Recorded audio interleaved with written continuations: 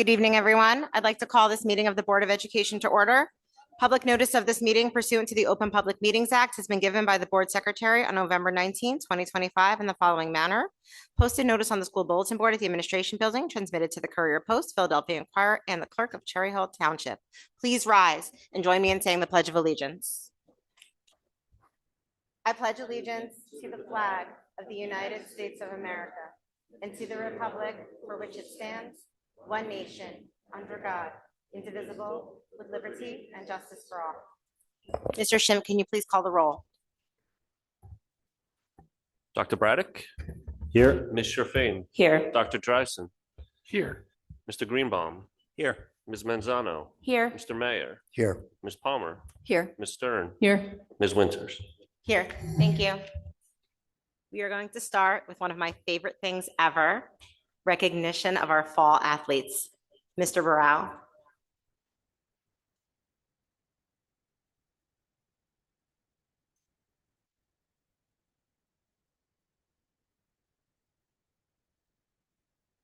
Our superintendent, Dr. Morton's going to be joining us up here.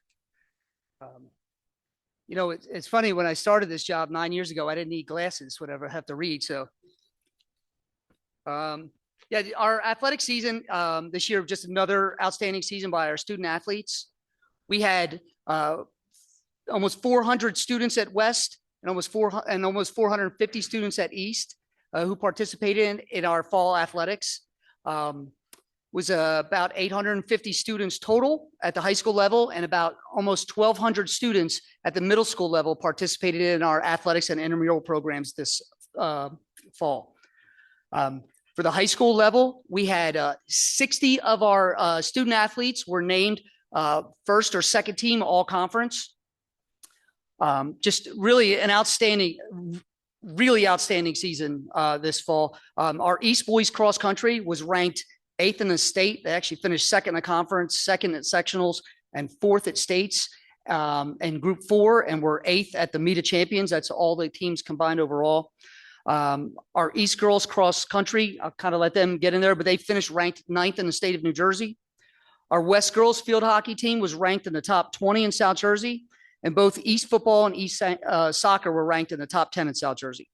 Our East boys soccer team made it all the way to the South Jersey Group 4 sectional championship. And, another season just overall of how competitive our teams are is every single team except two, both our high schools made the playoffs. And at the middle school level, we're going to honor two of those teams tonight, but also Rosa Field Hockey lost in the finals of the South Jersey Middle School League Championship. So just another outstanding season by them. I'd like to thank the Board of Education for all of their support. One of the things that's really cool that's happening tomorrow night, it's our first time ever, is we have a combined Cherry Hill team. It is our girls wrestling program is combined, and they're going to have their first ever dual meet tomorrow night at Cherry Hill East, 5 o'clock versus Kingsway. And we're super excited to have that one of our programs that we've really been working to grow, and we had the opportunity to bring them together. And NJSA started a dual meet program, so we're going to start that tomorrow night. So we're super excited to kind of get that kicked off the ground. So, all right, without further ado, let's start with our first team tonight, our Rosa boys soccer. Coach Young, would you come on up here and join us?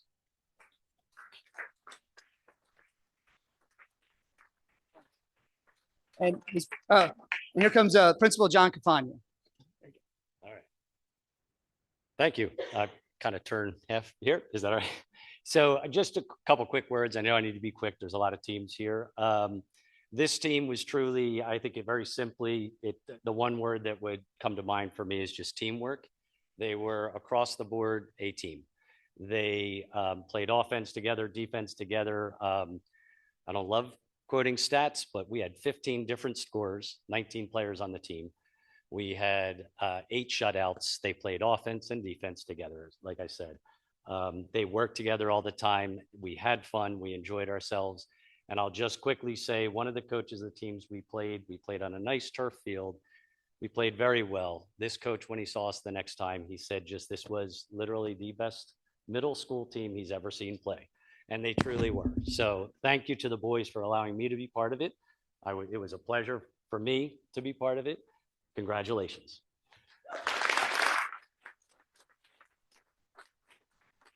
So jump right in. All right, I'm going to call up Jack Archer. Bob Archer.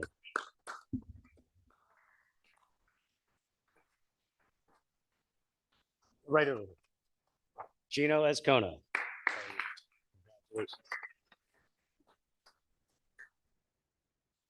Alex Burbillis. Brody DeBello. Matt Hall.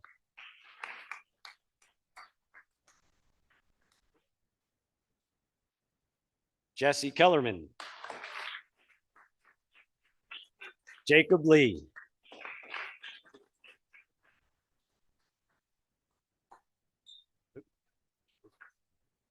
Charlie Lloyd. Jude Manella.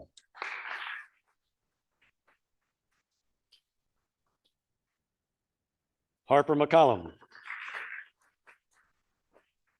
Colin McMahon. Liam No.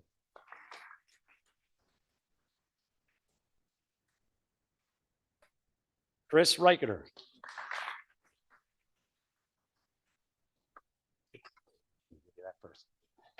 Lucas Sharp. Aiden Shin.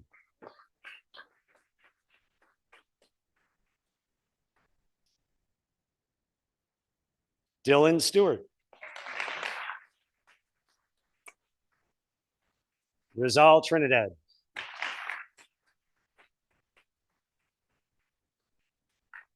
Arush Varma. Sean Hammer and Hector Pena. Thank you very much to the board. Dr. Morton, thank you to everyone. Thank you so much and congratulations, athletes. Just so you know, when you're done coming up to receive your certificate, you're going to head down to the boardroom, which is down the hall and to your right to get a picture taken. All right, next up, from Beck Boys Cross Country, I'd like to have up Coach Anthony Maniscalco and Principal Sims. You want to join us up here?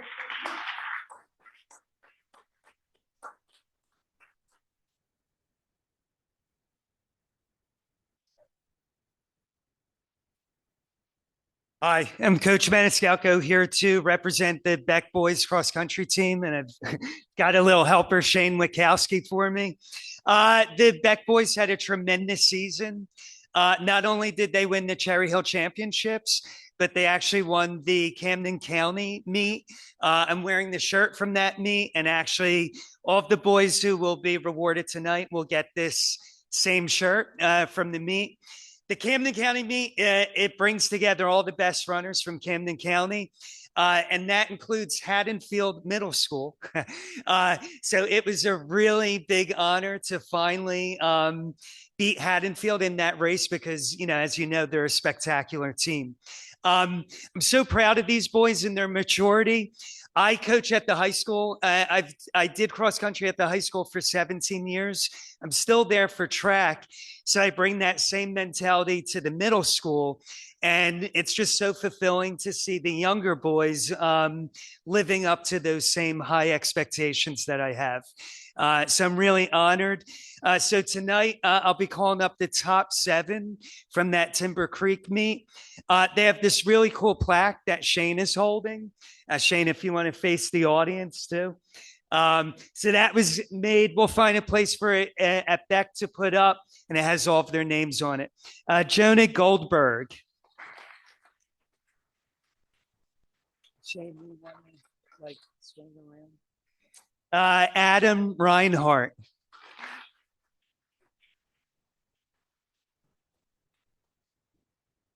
Miles Keating.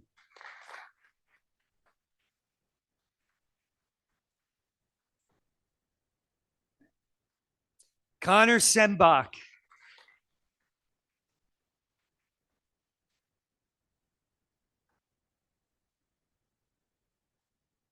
Robinson Wolf.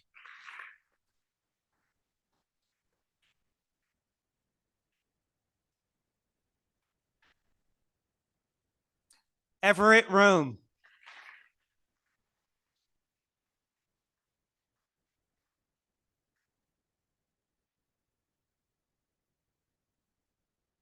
and Lucas Clark.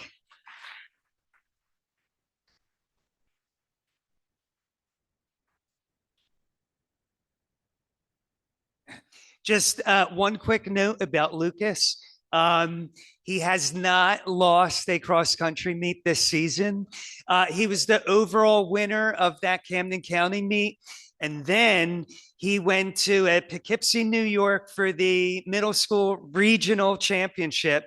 And of all the kids, middle school kids in the Northeast, Lucas Clark took first place by about 30 seconds.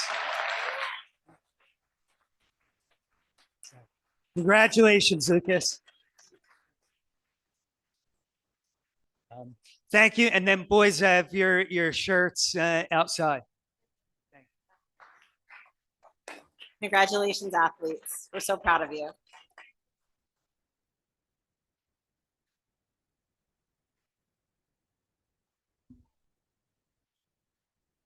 All right, continuing on our parade of champions here. Next up, Coach Mason from our East Girls Cross Country team.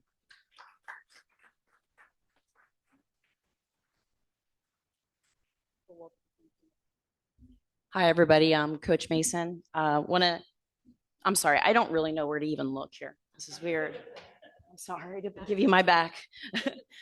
Congratulations to this wonderful dedicated varsity team that we have. It's not easy to come here in June, start training in June, and with a determined goal in mind. And for us, it was to get to meet champions this year. And we actually did. So it was really great. The girls had won SJ Open 3 years in a row, not only having or winning our division, but also the fastest team all 3 years. Division champs. At sectionals, we came in second place, and then qualified at states. States, we came in fourth, moving up from sixth last year. And then the ultimate prize, which of course was the meet of champions. Only 14 teams out of the entire state make it there, and we did. And we got there. We kicked some butt, and we came in 8th place. And they did just a phenomenal job. It's really their dedication and their willingness to just come out and do just a really tough sport. So congratulations to these girls. Only 4 are only here today out of 7. However, I'm going to call up the 4 right now. Riley Budsock.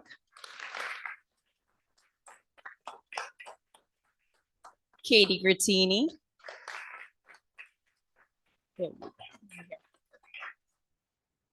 Ella Davidson. And Rebecca Tibbetts.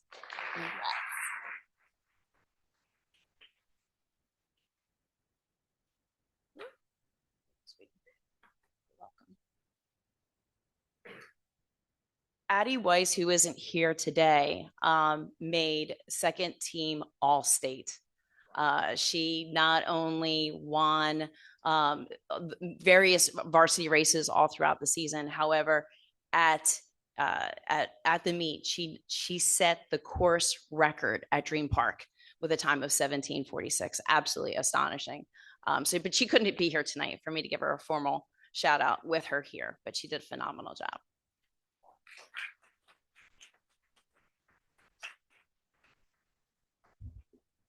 All right. As you could hear, just the phenomenal things that are happening with our East Girls Cross Country team. I think most about if you want to find the East Girls Cross Country team, they're very easy to find.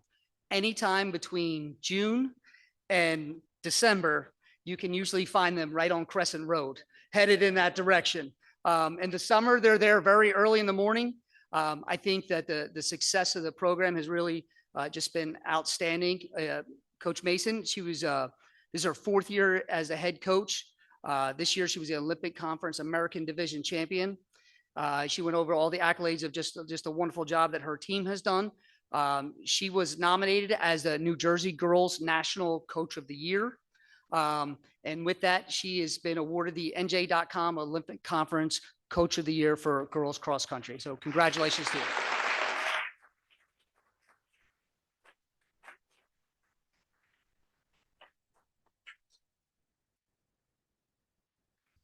Congratulations. Thanks. All right, I'll try this way. All right, so the only person that was upset about Addie Weiss winning the cross country championship was Coach Feeney, because she was a setter on the volleyball team last year as a freshman. So next up, our Olympic Conference America Division champions, Coach Feeney from the East Girls Volleyball team.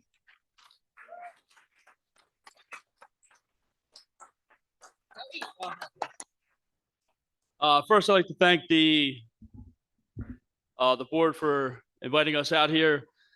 This team's done a lot of winning. We won our second straight conference championship.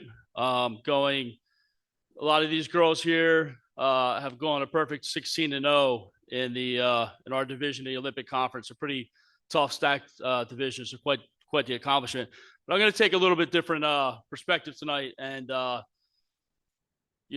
you girls that this isn't what it's about. It's about, I was listening to something from Greg Popovich, famous NBA coach, and he talked about the wins and the losses. They fade away. That stuff fades, and as you get as old as I am, you start to understand what this is about is relationships. It's about the relationships that you form with your coaches. It's about the relationships that you form with each other. That's the stuff that's going to last. The winning's fun, but when that's done, that's the stuff that matters. And I'm just grateful that, I got to spend the last two years with you guys and have one more chance to celebrate you. So with that, I'll call up my players.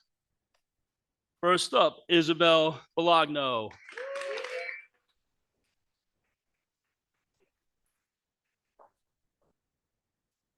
Angela Cho.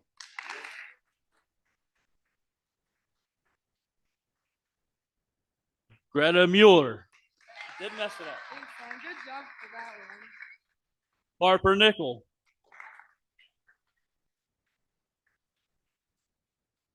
Madison Neves.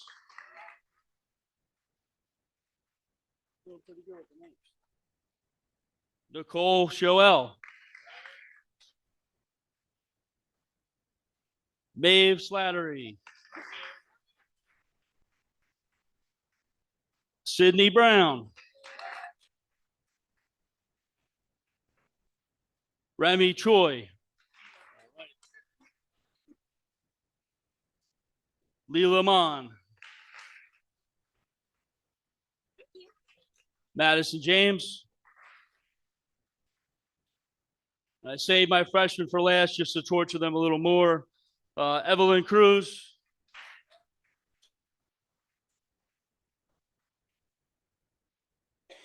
And Ariana Phils Amy. Thank you.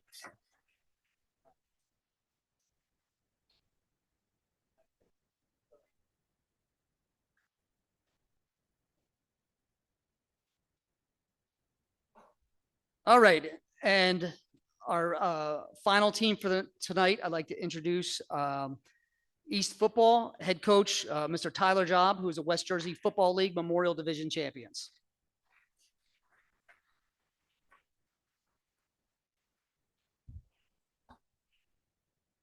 All right, I just want to first thank the board, Dr. Morton, Mr. Burrell, for your continued support, and let me coach the football team again. It's been a tremendous run we've had the last couple of years.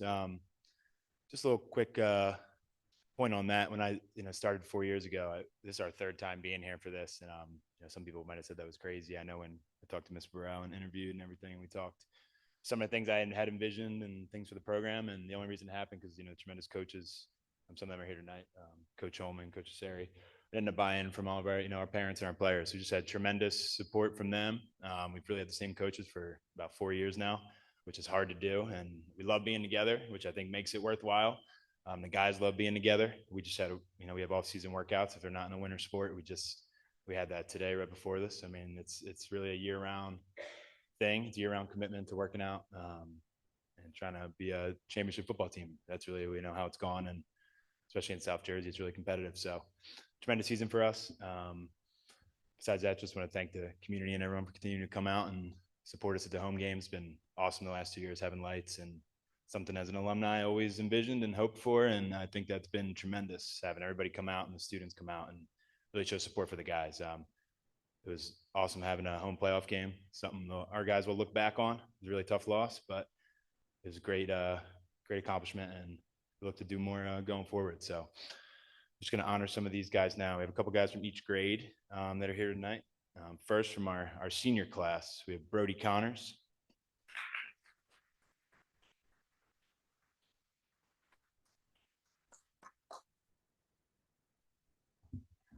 Next, we have Keon Simmons.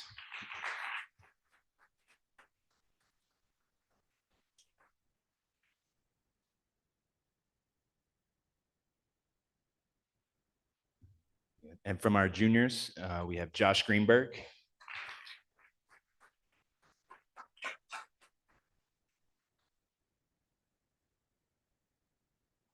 On those last two guys, before we walks out, Keon Simmons is two-time all-conference, great player for us, and Josh Greenberg is all-conference this year as a quarterback. We have Trevor Levin.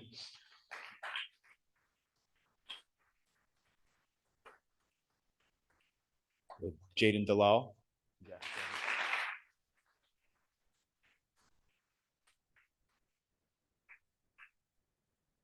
And then a couple guys from our sophomore class. We have Giorgio Barone.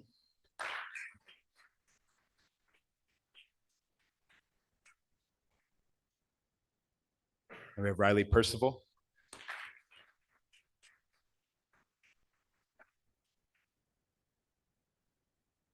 Ethan Reynolds.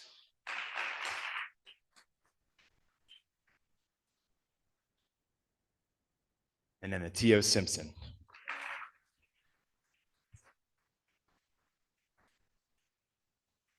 Did have about 90 players and 60 varsity, so I didn't think you wanted to listen to all 60 of them, but thank you again.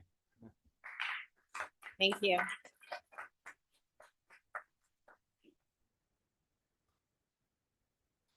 I was at a lot of East football this season, and they were phenomenal to watch. Congratulations, athletes.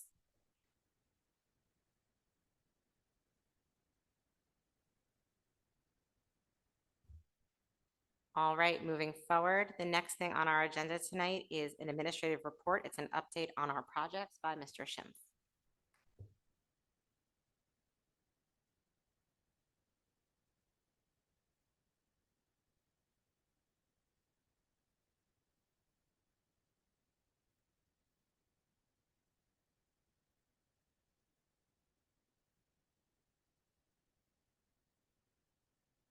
Okay, thank you.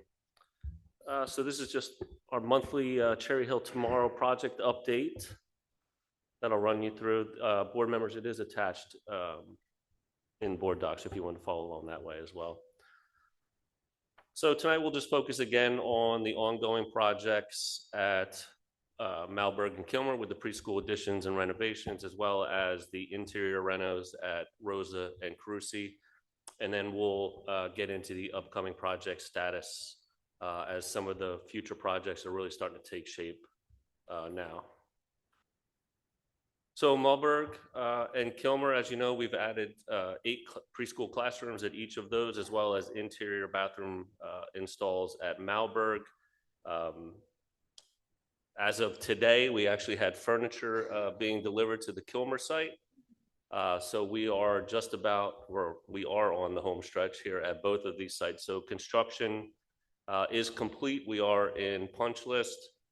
We are still waiting on the final COs, which we anticipate later this week, but the classrooms are starting to be occupied. Teachers were at Kilmer as well as their aides today, placing the furniture, and we'll have Malberg install on Thursday. So we're looking good for our January 5th opening of these new 16 classrooms over at Malberg and Kilmer. Here are just some pictures over at the Kilmer site. You can, Kilmer site. You can see the fencing in the background. Fire alarms complete. All the playground equipment is installed. Is now open for use. Unfortunately, with the weather, it's not being used at the moment. Classrooms are clean, and again, furniture has been installed. You can kind of see the casework here. Actually, this is at Malberg. Over at Kilmer, you can actually see some of the furniture that was delivered today. Teachers are starting to put things in place, getting ready for opening on the 5th. It's a good shot of the playground there. You can see the rubberized ground has been placed. That's been tested, and again, that is now in or can be used once the weather clears here. over at Kilmer. So Rosa additions, you can see here's a decent shot of the main entrance. We're just waiting on the lettering, which will be coming sometime in January, but this obviously has really taken shape over there.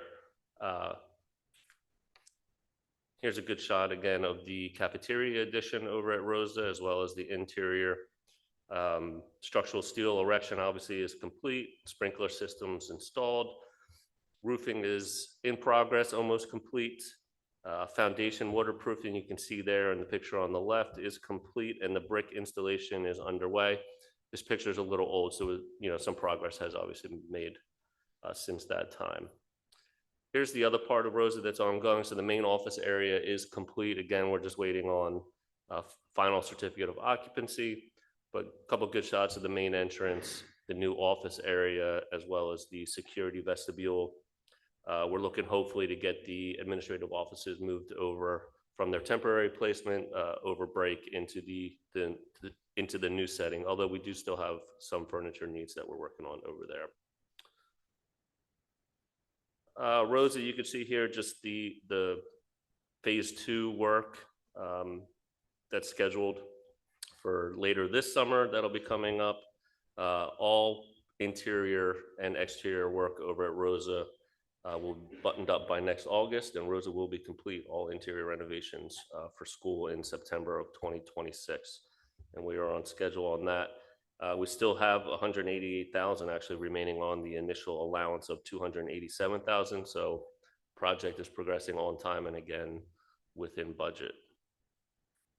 Carusi, you can see here Carusi continues to progress. As you all know, that's one of the construction sites that's ongoing while school's in session, as we have the temporary classrooms located in the rear of the building there. Right now, you can see we're working on the B wing in the blue. C wing is pretty much complete and in punch work. That work should be wrapping up in June, and then we'll be heading towards phase 3 of Carusi in June in the interior wing. So work in the B wing continues. You can see just a couple pictures here. Classroom doorway opening. As you may recall, I've mentioned over at Carusi, because of a lot of the asbestos work, all of the entries or classroom doorways had to be completely reconstructed. It wasn't as simple as just swapping doors, so you can see that they're taking shape.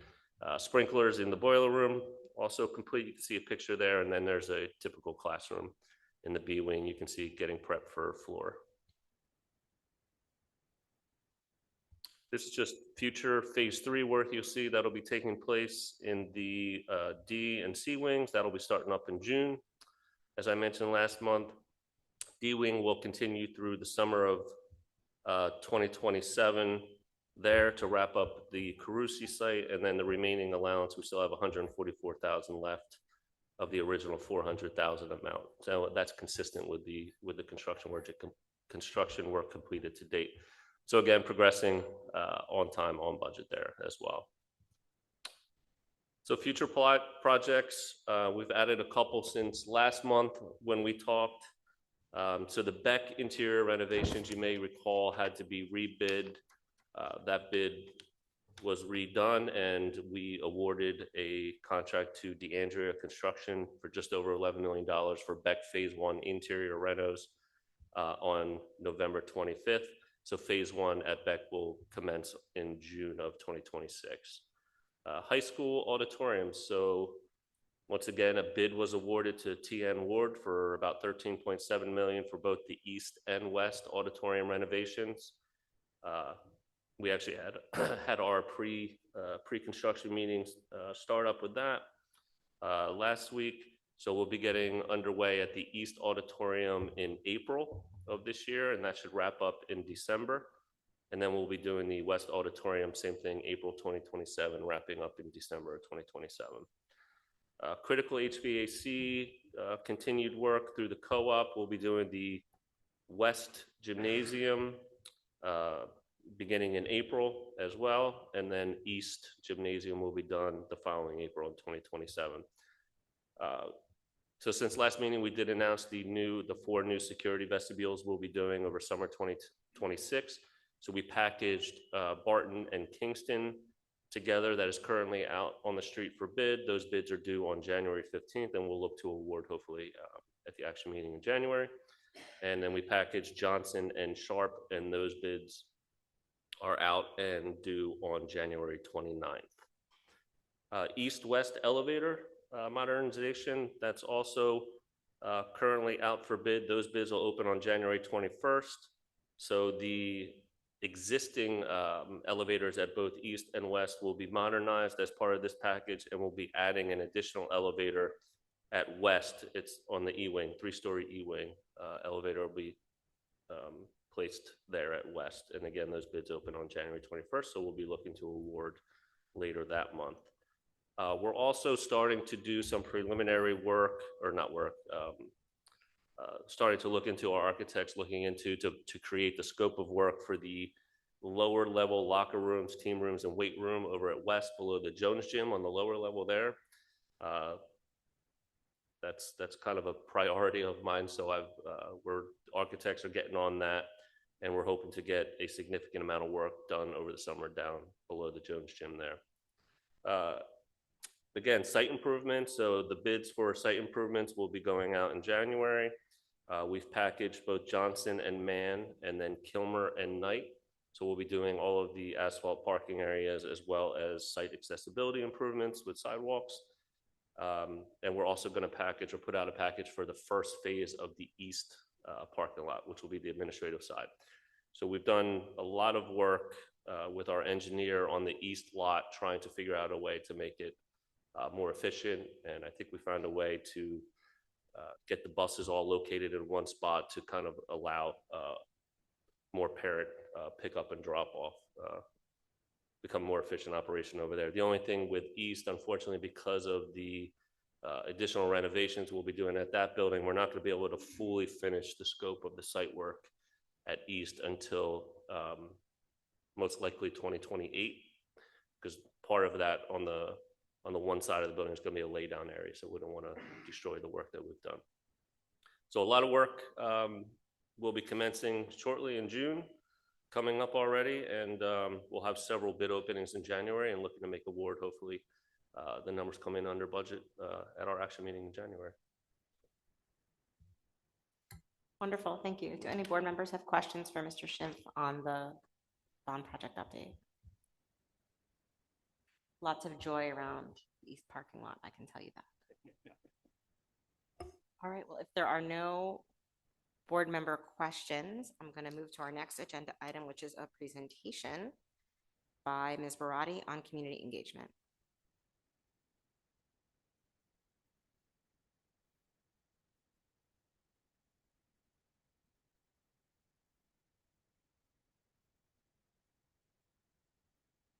Good evening, everybody. Can you hear me? Okay. Right? Okay, that's better. Good evening, everybody. My name is Nina Barati. I am the Public Information Officer for Cherry Hill Public Schools. I just crossed 1 year of being in this role. It's been a great year, and we have a lot of fun things ahead as well. Tonight's presentation is specific to community engagement and social media metrics. So this falls under some of the goals and recommendations that are in place. 2 of them relate to our strategic plan. One concentrating on elementary enrollment balancing, another with enhancing community connections and transparency. Finally, with the communications audit that was done a couple of years ago, we've been going down there and really using a lot of the advice and recommendations to just improve internal and external communications. So that kind of falls under this presentation tonight as well. First, just to touch base on the elementary enrollment balancing, we recently had 2 in-person meetings and a virtual one. We launched a district-wide communication campaign. We were able to announce the community input sessions. We put together a discussions with Dr. Morton episode. We sent out reminders via CHIPS Weekly, the district website, the individual school newsletters, and all over social media. After the conclusion of the 3 meetings, we were able to launch a dedicated webpage that had all of the information on it. But the 3 meetings were well attended. We were able to engage and hear directly from the community specific to elementary enrollment balancing. We had about 36 people at East, 21 at West, and around 112 attended the virtual meeting. Going back a little bit to the start of the school year to highlight our bond referendum construction, the engagement that came with that, we had 6 very successful open houses. We opened up the new all-purpose rooms at the 6 elementary schools. We invited the community in. We had people from all the different communities come in. We had grandparents come. We had a lot of people show up just to see the construction. It was a pretty positive night as well. A couple of weeks later, we were able to host the ribbon cutting, again inviting especially with the open house previews for the 6, being able to invite the community in, engage with them and talk to them about what's been done and what's moving forward for the bond referendum construction. Now, specific to online engagement, as you all know, we launched our new website January of last year. So we are closing out our first year with it. These were pulled on December 7th. So this is from January 1st through December 7th. We had about 2.8 million views to the website. The top visited pages were our homepage, the parent section, the calendar, the Our Schools page that has all the contact information, and our employment page. I also wanted to highlight where people are visiting our website, how they're viewing it. You can see the top active users are using their iPhones, and that's great because Final Sight, with the new website, it's very mobile friendly. A lot of things they're easy to read and they change to your mobile device pretty easy. So we can see from here how many people are using it and able to engage with our website. When it comes to S'more is the platform that we use for the newsletters that you get every week from your principal, as well as CHIPS Weekly. This is specific to CHIPS Weekly that comes out of Dr. Morton's office. This data was pulled from January through the end of November. I averaged out the view count for all of the S'more newsletters from the beginning of the year through this time, a little over 17,000 views averaging for all of the newsletters. The lowest view count was around 14,000 people, and that was actually the S'more going into the Thanksgiving holiday break. The highest views were the last week of school and the first week of school. Welcome back. So a lot of people are excited to come back to school.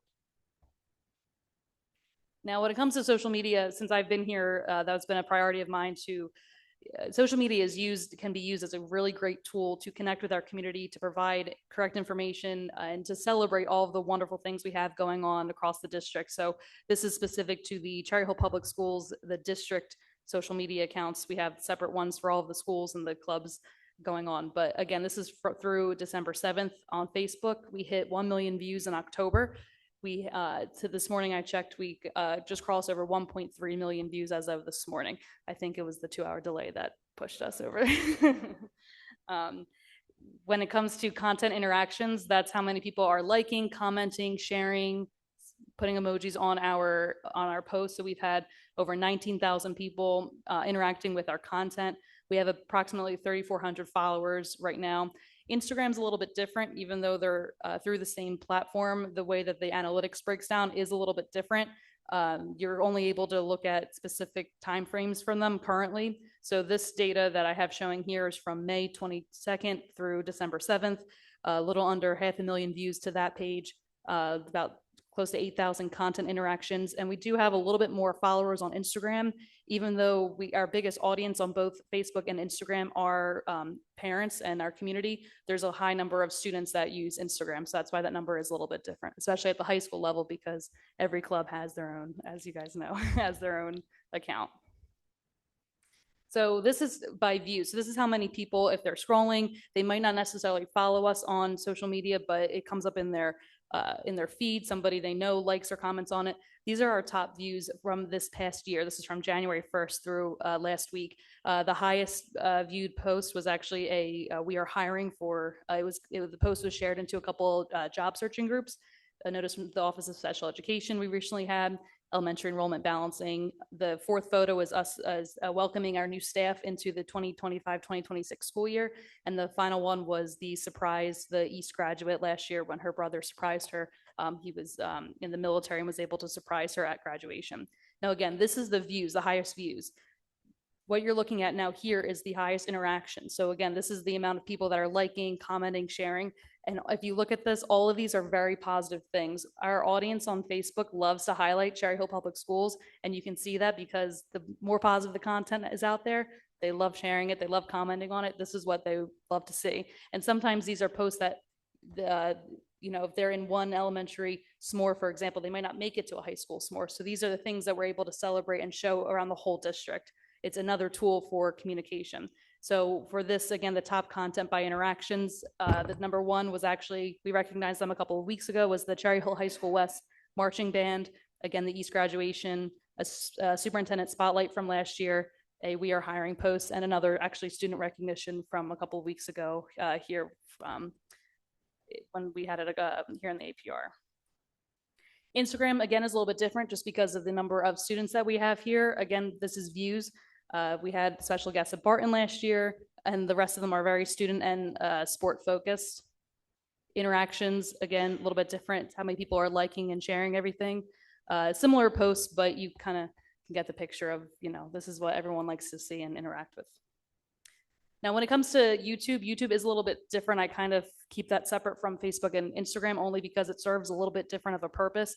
We're able to use YouTube to house these longer videos, such as discussions with Dr. Morton. It's where our Board of Education meetings live. For this year, again, this is through December 7th. We've reached approximately 45,000 channel views. It equaled out to about 4,100 hours of watch time. How many people, that's hours of people watching our videos. We don't have that many videos that go longer than an hour, so a lot of them are shorter than that. So that's a lot of watch time on YouTube. The top viewed video right now is still a Discussions with Dr. Morton episode, followed by a 504 Q&A webinar from actually last year, and 2 videos actually from 2024 people are rewatching. Looking ahead, this is something we're really excited about and we're working on, and we're hoping to have it in the next, hopefully after winter break. We're going to be launching the Ask Chips bot on the website. It's essentially an AI tool. You can go on there and say, what's for lunch today? What time is the Board of Ed meeting? How do I register my child for preschool? So it's a chat bot that will live on the website. It's almost ready to go. There's a couple little things we have going on behind the scenes that we're finishing connecting the dots, but it's going to be a really great tool and another way that we are able to connect with our community for them to ask questions that will be right at their fingertips on the website. We do have more Discussions with Dr. Morton episodes coming up. The next one will be a tour of our new preschool classrooms over at Kilmer, so stay tuned after winter break. It's coming soon. We are also revamping our Superintendent Spotlight video series. That went very, very well last year. We're doing it a little bit differently. I don't want to give it away, but Dr. Morton and I have a very special plan for this year. You're going to see it soon. And we're going to continue to do some more updates when it comes with the bond referendum construction, including updates to the web pages as we get more photos, and hopefully another event next year. So that is me wrapping it up for community engagement. Does anybody have any questions? Thank you so much, Ms. Parati. Phenomenal. Board member questions. Mr. Mayor. Really not a question, more of a thank you for long overdue. And it's not the first time I've said things along this nature with regard to what you've brought to the district. So first, congratulations on your first year. And I felt when you were brought on board, your vision and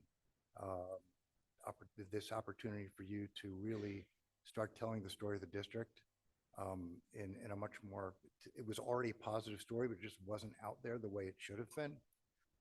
And you had a vision to go across platforms, to put your experience to work for the students, for the staff. And, this is a great way of showcasing it. So, thank you for all your work. Thanks for putting the district in the light that it's always deserved to be in.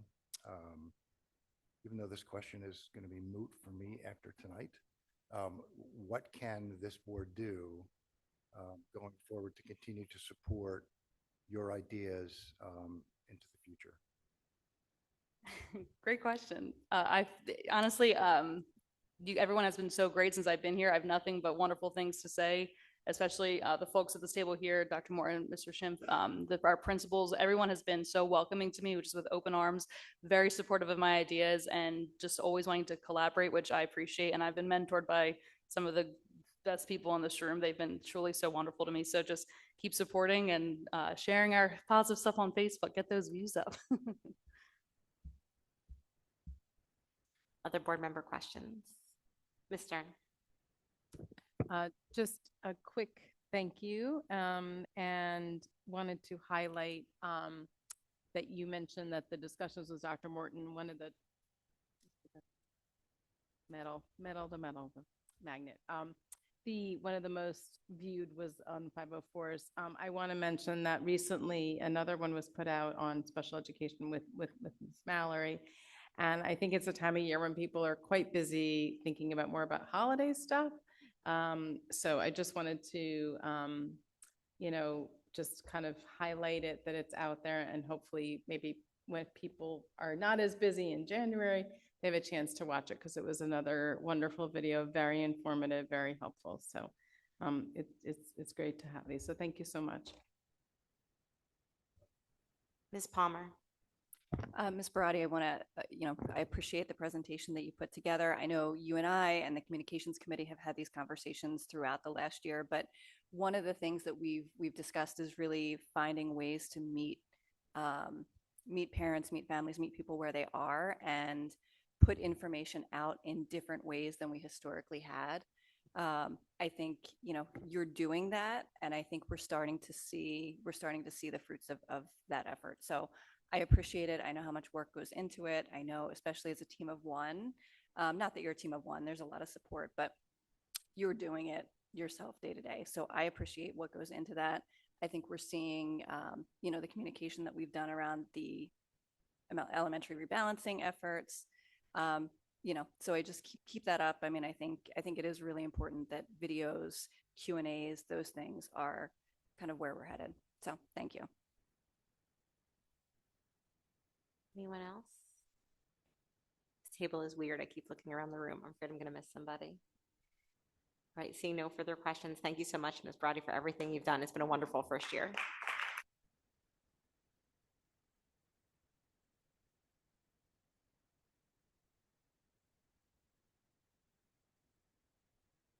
All right, we are now on to correspondence, and it is a wonderful time of year for board member correspondence because there's so many things going on in the district. Dr. Braddock is going to tell me which side of the table I'm starting on. Guess. I'll be wrong. I'm wrong 100% of the It's time. that side. Although I'm talking now. None to report. So now we're going this way. Ms. Palmer. Sure. So I had the pleasure of attending two different events since our last meeting. Last Friday, I went to opening night of Dracula at Cherry Hill East. My daughter and I went, and it was funny. It was a little bit of a different, maybe non-traditional kind of production, but I thought the students did a phenomenal job, as they always do. I was happy to be there. And then attended the middle school winter vocal concert at Beck. Again, phenomenal job. I love those kinds of things. So I appreciate the opportunity to be there. Ms. Stern. So I attended 3 events since our last meeting. One of them was the New Jersey School Board Association, Camden County. There was a training on the 3 R's, and also the meeting, which I'm not going to speak further on because I went there with several other board members who can talk about that. But it was a nice evening to be together. And on December 3rd, I went with Mrs. Winters, well, with several other board members, actually, Mr. Fain, Mr. Greenbaum. I don't know, is there anybody else there at the Township Recognition of Volunteers celebration? So anyway, other people can talk about that as well, but just we were there, and then Miss Winters and I went right after that to the secondary level 6th grade through 12th grade math and literacy night, which was held at Cherry Hill East. It was a nice opportunity to see so many teachers and staff and administrators. Ms. Staffen was there that night along with her team, and to learn about math and literacy at the secondary level and the teachings. There was CHEA had tables with snacks, and there were books, and there was all kinds of great stuff. I think it's probably not as well attended as some of the ones I've been to at the elementary level, where I think maybe parents are a little more engaged in that type of learning, those kinds of information nights. But it was really well done. And so I brought back with me a piece of poetry, which was this the poetry? This was the poetry table. Yeah. So there was a table with a number of teachers who were teaching poetry. They taught something called Black poetry, which I'd never heard of. And students were given pieces of all different kinds of pages from books, and they would use it. They would black out parts of it to isolate words to write poems, which I'd never seen that before. It was really cool. And beyond that creativity, the level of artistic creativity was unbelievable to see what these students, I wish I actually could have brought, there were samples of it. I wish I could have brought it for show and tell because it was so cool to show, but I did get my piece of poetry. Great night. Great to see so many of the teachers, and a lot of effort put into that night. And then the last thing that I got to attend, which I've been waiting 5 years, I don't know why, but finally happened, was yesterday I got to attend the Fraternal Order of Police holiday party. There were 60 tables, 10 people to a table, and it's the entirety of South Jersey. Students with special needs are invited to attend this event. And it is an enormous event. I have to thank Milana and Lacey, who gave me a personalized tour of the entire event and explained to me how all the students are involved, all the activities. So I do want to really highlight, it was the Cherry Hill Police with a horse even was at part of the greeting. We walked in and there's just this huge welcome line. I don't know what, I'm sure there's a name for it. Students on either side cheering, excited with a big, entranceway to welcome all the students who are coming from all over South Jersey, arriving on buses on a 2-hour delay day, I might add, with the jazz band playing, chorus singing, and in the main room, there's dancing and games at all the tables. Students dispersed throughout the room, lots of staff and teachers and administrators all converging to celebrate the holidays with these students. And it's eye-opening because there are students from every level of need in our in public school who come to this. The students get gifts. That I've learned from our students that the students serve the attendees. They serve them a meal. It's just a really great event, and then they get, of course, like I mentioned, they get the gifts. So I saw Mrs. Dollarton gave me a full rundown of the event and how long it's been going on. It's really amazing, and I would encourage every board member, wrap it up, to attend during your time on the board if you can. It was a really special event. Sorry, went on too long. That's it. Sounds fun. Dr. Dreisen. Yes, on Sunday, I had an opportunity to attend the Sunday matinee of Dracula. So credit to the students and the community. Snow did not get in the way. I would echo Ms. Palmer's comments. And the one thing I thought, it actually builds on what you were saying. Mr. Pete Gambino is the director. And something really resonated with me, which I thought I would amplify in the meeting tonight as part of his letter for the performance he wrote. More importantly, if on some dark and stormy night, this experience inspires one to brush the cobwebs off a copy of Dracula, the true potential of this play might be realized. It has become far too easy to avoid reading and far too accepted that most people do so. We all have an obligation to find creative ways, just like Cannes did for me, to engender a lifelong love of literature and art in each other. And so I love that, and I thought I would just share it here. So kudos to the entire team. Awesome, thank you. Mr. Greenbaum. Thank you. So I attended a couple events. I'm not going to repeat some things that have already been said, but I will reiterate. I joined several of my board colleagues and one incoming board member at the Camden County School Board Association meeting, where we had a very timely discussion on chronic absenteeism. During some of the discussion, we talked about the potential benefits of the community liaison position, something we're discussing here in Cherry Hill. And also looked at some real-world success stories in significant reductions in chronic absenteeism as a result of some of these practices. So it was nice to join my board colleagues and have a lively discussion on such a timely topic. Thank you. Thanks. I did a bunch of different stuff, but I want to highlight only two things. I was at the library where WHYY sponsored a community event around school funding, which was kind of an interesting and fun topic. So it was neat to be part of that and to hear what community members had to say about the challenges that we face as a school district.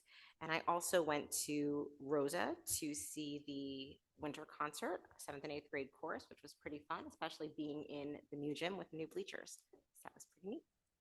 Mr. Mayor. Sadly, though it's my last opportunity to share engagements, I did not attend any since our last year. So I have none to share. That means you have to attend 3 more before you're done on December 31st. I got the memo. I'll follow the rule. He says he'll follow the By rule. tonight. Ms. Manzano. Like some of my board colleagues already said, I attended the NJSBA Camden County meeting at Haddonfield High School. It's beautifully represented by lots of Camden County board members. Learned about the 3 R's, great presentation on chronic absenteeism, and I look forward to all of the events I'll be attending in December and January. Thank you, Ms. Shafane. So I missed the last meeting, so I have some catching up to do. But again, I also attended the Camden County New Jersey School Board's meeting that we had earlier this month. Last month, I attended the Gloucester County meeting virtually, which I thought was really great. The title of that presentation was "How to Lead so Students Learn," and the presenter was really good. And I thought that was a really good presentation. Very unexcitingly, I attended the delegate assembly for the state boards. It was nothing to report there. But more excitingly, I was in attendance at the volunteer event that our mayor put on for the county, or the community, which was really a nice event. I met a lot of people that I have never spoken to before, so I enjoyed that, and was able to attend the Carusi 6th and 7th grade vocal concert, which was fun, and definitely a huge shout out to their music teacher, who you can tell absolutely loves his job, but has the most hilarious time with all of those students. But you can tell the relationship between the students and him is fantastic, and they did a really good job. And now it's raining tacos as a permanent staple in my household. So thank you to him for that. Awesome. All right. We now have our student rep reports, and Dr. Braddock is going to again tell me if I'm starting with East or West. I thought so. I would have gotten it right that time. High School West. It is your turn.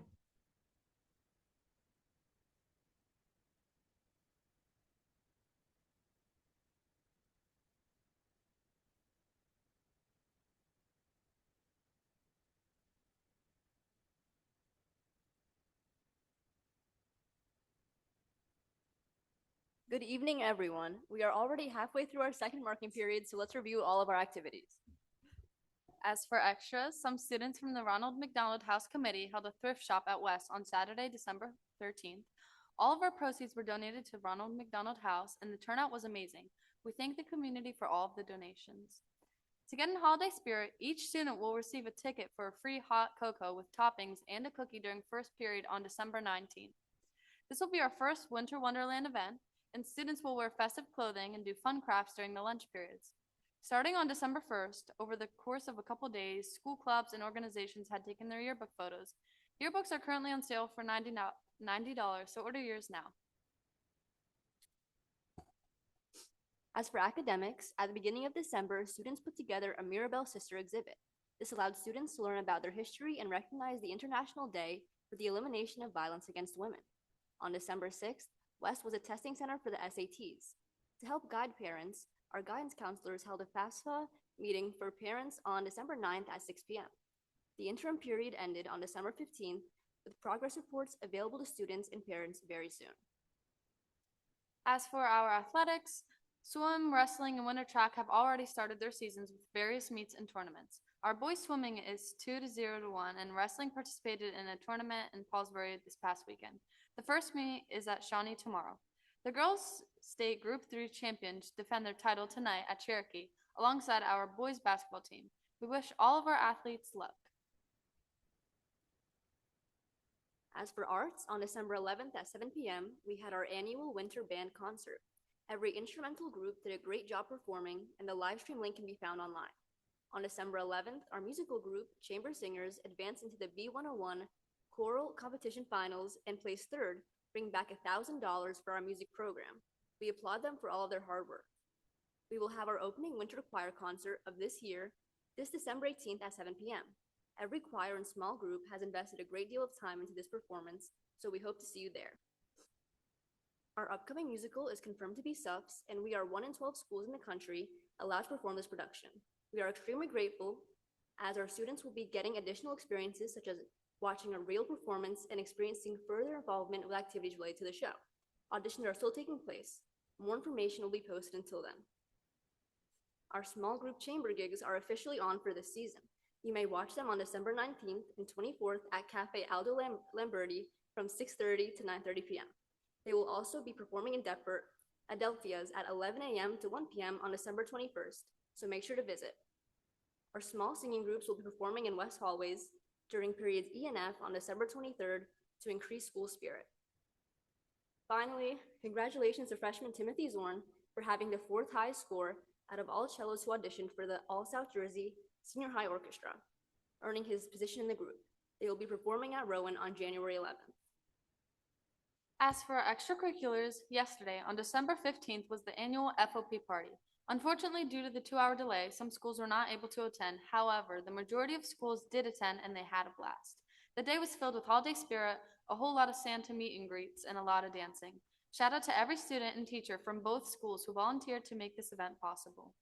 This whole entire month, the Spanish National Honor Society had been collecting and wrapping toys for Mi Casita, a festive day of celebration which will be happening tomorrow with our seniors who are involved in Spanish courses at West.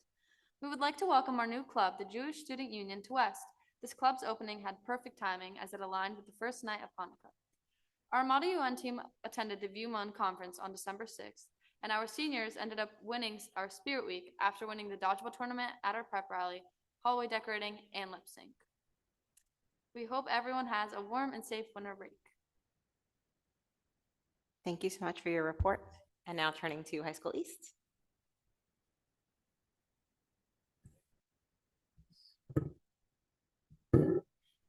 Hello, everybody. Starting with activities, East Robotics team competed against teams from around the world in the prestigious Worcester Polytechnic Institute event in Massachusetts from December 4th to December 6th. They also attended a competition at William Patterson High School on December 14th and will be hosting a competition at East on December 20th. East Model UN attended a conference at Clearview Regional High School on Saturday the 6th. 9 East delegates won awards. East Speech and Debate team attended the Summit Holiday Hilltopper Classic competition on December 13th. 13 East competitors won awards. About 90 students were involved in organizing and running the annual Fraternal Order of Police holiday party along with friends from West. They did an incredible job in hosting a festive celebration for students with special needs from across South Jersey. Several other East organizations are planning holiday celebrations as well. The National Math Honor Society will be hosting their winter party tomorrow night. The Spanish National Honor Society will be hosting Las Posadas, their annual gift exchange / trivia night, also tomorrow night. The African American Culture Club is planning a holiday party for this Thursday, the 18th. East Student Government is incredibly proud of Junior Logan Friedman, current school-wide vice president, for running for president of the New Jersey Association of Student Councils. Student government is busy making campaign materials in preparation for the election, which will be at the annual NJASC conference on January 7th. Additionally, East student Sonia Modawala is running for a statewide leadership position in the business competition DECA. Best of luck to both. Moving on to athletics. Congratulations to senior offensive lineman Ona Pella on being selected for the All South Jersey Touchdown Club 2025 team, marking this the second consecutive year in which an East football player has been selected to the most prestigious club in South Jersey. Congratulations to senior wrestler Dominic Canzano on winning the Ronald Bond tournament at Haddonfield this past weekend, impressively stringing together 3 first-period falls. The boys basketball team, which made the top 20 beginning of the season rankings for teams in New Jersey, started out the winter season strong with a dominating 78-32 win over the King's Christian School. The girls basketball team opens their season tonight against Paul VI at 7 p.m. Good luck to both of our basketball teams throughout the season. The boys bowling team is off to a great 4-0-1 start to the season, including a 4-0 victory against West during their season opener. The boys swim team and the girls swim teams are both off to a phenomenal 3-0 and 2-0 starts respectively. And another congratulations to all of the incredible fall athletes who were honored today for their commitment and hard work throughout the season. Finally, with arts, East Chamber Music Program, consisting of a brass ensemble and 4 string quartets, performed some festive music at the Cherry Hill Public Library on the 11th for members of the community. East Winter Show, Dracula, a comedic thriller, ran from Thursday the 11th to Sunday the 14th. The show was a great success, and we congratulate all of the amazing and talented staff advisors, cast members, and crew that helped bring it to life. We also want to thank the parents and community members involved in the Theater Boosters organization for their invaluable support. Auditions for the All South Jersey Orchestra were held on this past Saturday, the 13th. Dozens of students from East across all instruments in the orchestra were accepted. East Winter Instrumental Concert will be this Thursday, the 18th at 7 p.m. All of East instrumental groups, including several bands and orchestras, will be performing. Entry is free, so be sure to come check it out. Overall, we've had a very busy and successful month, and we hope all students have a relaxing winter break. Awesome. Thank you so much. And before we move on, I just want to thank our student representatives for all that they do and for volunteering for this position. We really appreciate you being here and adding your perspective to all the work that we do. So thank you so much. I'm sure you're all looking forward to winter break. It's that time. All right, we're moving on to first public comment. So there are 2 opportunities for public comment this evening. This first public comment session is for board action items only. If you wish to speak on any topic other than what appears on the agenda, you may speak during the second public comment, and speakers must provide their name and municipality. Now, if you are a student, and I see some students here, you may comment on any topic during the first public comment period by identifying yourself as a student, either by coming to the microphone or putting an S after your name online. We will alternate between speakers in the room and those wishing to comment online. Each speaker has 3 minutes to speak, and the timer on the screen will indicate the amount of time remaining. All statements, questions, or comments shall be addressed to the chair, and your inquiry may or may not be addressed by administration at the close of the session. By custom and practice, we always start in the room. Is there anyone who would like to make first public comment tonight? Come on down and just give us your name and municipality.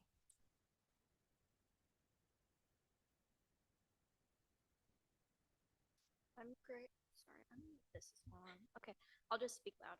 I'm Grace Shiner. I'm from Cherry Hill High School West.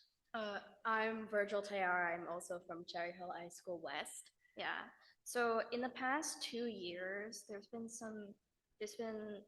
changes with how seniors with disabilities with 504s or IEPs have been treated. And some of these concerns are having to do with accommodations, specifically about attendance and accessibilities with what they need.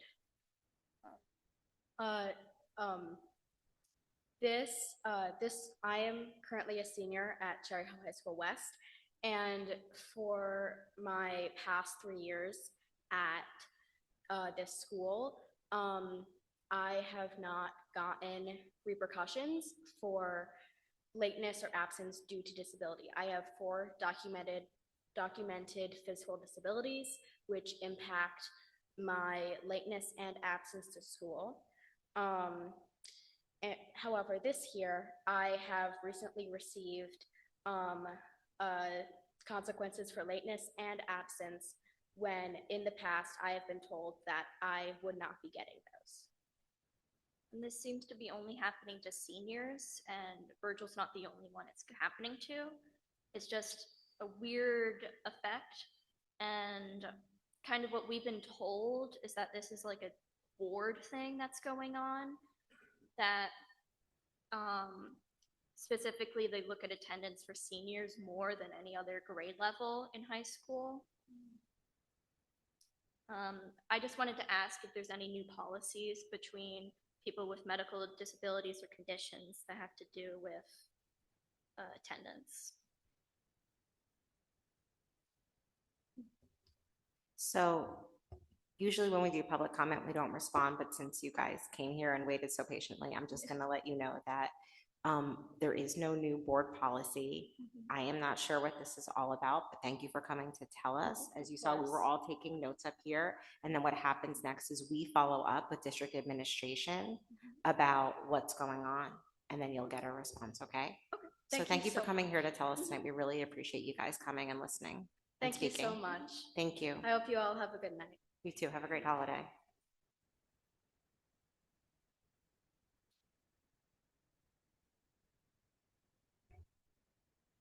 All right, going online. The first person is a caller, phone number ending in 788. Please unmute, give us your name and municipality. Name is Jeff Hodowitz, and I live in Cherry Hill, New Jersey. God, I was the first one. First one is 13.3. Second one is 13.4. First one is professional service agreement between Cherry Hill Board of Education and Cooper Health System. Is that Cooper Learning to provide services at public grade school? This is about reading help. Do we use Cooper for specialized reading help in Cherry Hill? It's $99 an hour and $105 an hour for a group. The Cooper, they have a reputation of being very good, so do we use them? Two, are we paying for this out of our IDA or SFRA funds, or this is money that was put aside and goes through us? That's important because we get so little as it is. 13.4, Camden County Educational Services, same question. This is federal IDA funds. Are we paying for our minuscule amount of federal IDA funds to do, it's for instructional assistance and related services to non-public school students. Is that separate aid they get, separate state aid, or does that include us too? Because we're getting little aid as it is. 15.2, appointments, a new appointment, a new director of special projects and student services. It's a new position at $168,000. A new position, director of special projects and student service by Dr. Scott Goldthrow. I'm sure he's very, very good, but what about the supervisor positions? I think some of them may have been supervisor positions. Have they been eliminated, or is this addition another layer of bureaucracy and another layer of costs? $168,000. I know there was a supervisor. Ms. Roscoff did one of those duties. What happens is, and will there be no supervisors, or will we still get supervisors? That's important because, hey, our rate is being cut. Remember, it's prorated at $168,000, but it's good to know. We're expanding administrators. Yeah. Okay. Please vote no on that if you don't remove the supervisors. There's a balance if you do, and you may want to read what exactly this position does, including 504s. Anyway, thank you very much. Some questions, I don't expect an answer. But on this, if you're not removing supervisors, please vote no. On the other ones, it is a question because we get so little money as it is. Thank you very much. Bye. Thank you, Dr. Podowitz. Going back to the room, is there anyone else who would like to make first public comment on an action item? I see some students, but they're not current Cherry Hill students, and they don't look like they want to make any comments. Going back online, I see Laura Einhorn. Please unmute, give us your name, municipality, and the action item which you are speaking on. Ann Einhorn, Cherry Hill, New Jersey. 15.6, the appointment of the supervisor of school counseling. I don't see a salary listed. And before you vote, could we find out as a public member how much that salary will be? 14.7, the Cherry Hill Educational Foundation's phenomenal donations to our school district totaling over $46,000. I thank you very much. I saw John Cohen a couple of weeks ago and I thanked him, but quite frankly, without them, we would have a huge void in our schools and the services that they provide. I'd also like to thank the family, Suzanne Nelson, for the $35,000 donation for a female varsity athlete at West. West sorely needs that kind of support. And from the bottom of my heart, I appreciate that you respect West in that regard. Thank you. Thank you for your comment. Going back to the room, is there anyone who would like to make first public comment this evening? Going once, going twice. I see no takers. Looking back online, I don't see any hands raised, and so I'm going to close first public comment for this evening and move to superintendent's comments. Thank you very much, Ms. Winters. I would like to just begin by sharing additional congratulations to our students who were recognized this evening, our fall student athletes. We really have so many students that are just truly dynamic and outstanding young people. Interact with our kids and seeing our kids continue to be successful makes me happy. And I get great joy and pleasure out of that. I had an opportunity today to interact with student members of my superintendent's student advisory council. Students spent a portion of the day here. The advisory council itself is comprised of students from High School East and High School West. We have about 24 students, as well as students from the Coles Alternative Program as well. And as we began to interact, and they interact with one another, and I presented them the question of what do we want to focus on this year, and what do we want to tackle as our primary project?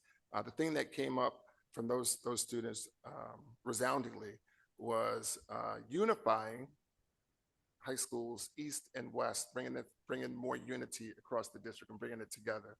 And to hear that stuff that come from the students, again, it's inspiring. It's wonderful. So, great day this morning, and just a reminder of the outstanding students that we have.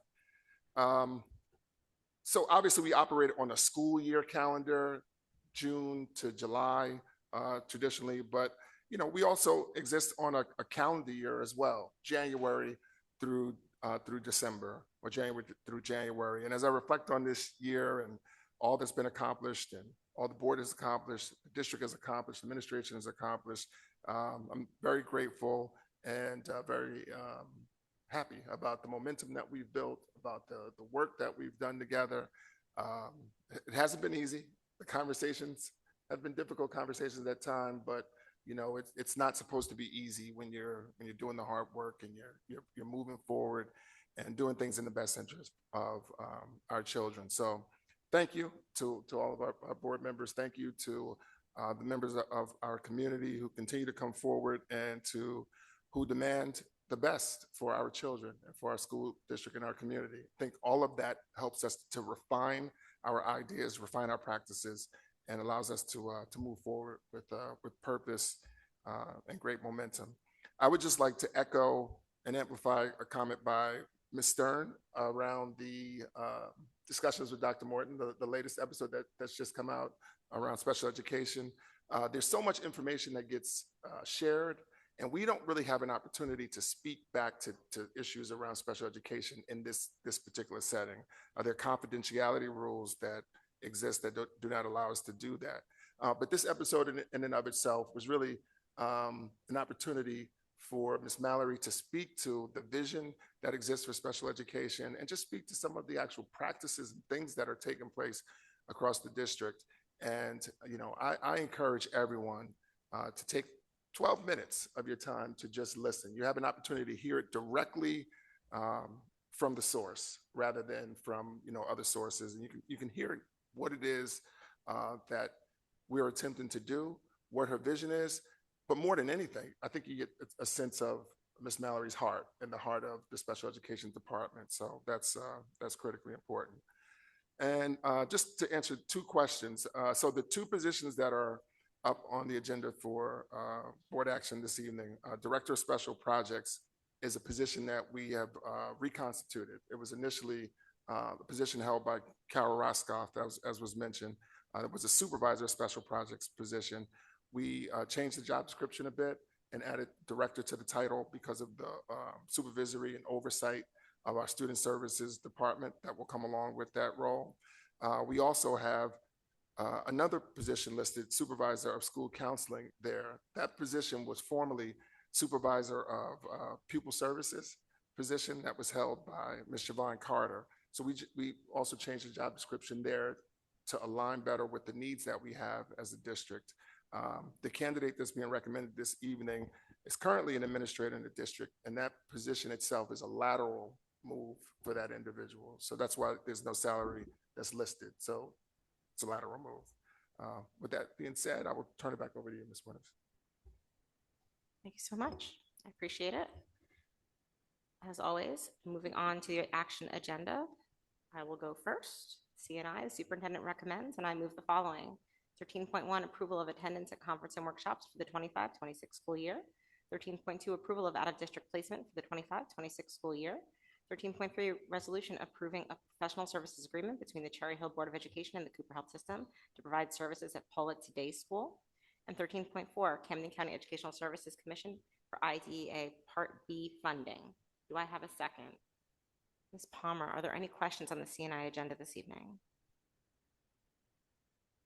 Seeing none, Mr. Schimpf, can you please open the voting?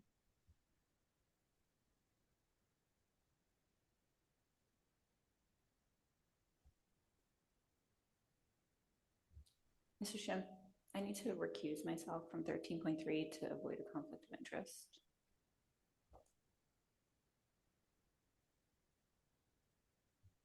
Motion carries. Thank you. And now, Mr. Greenbaum, can you please move the BNF agenda?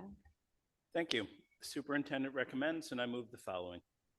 14.1, approval of minutes, regular meeting minutes, and executive session minutes dated October 28th, 2025. 14.2, approval of minutes, board work session and special action meeting minutes and executive session minutes dated November 11th, 2025.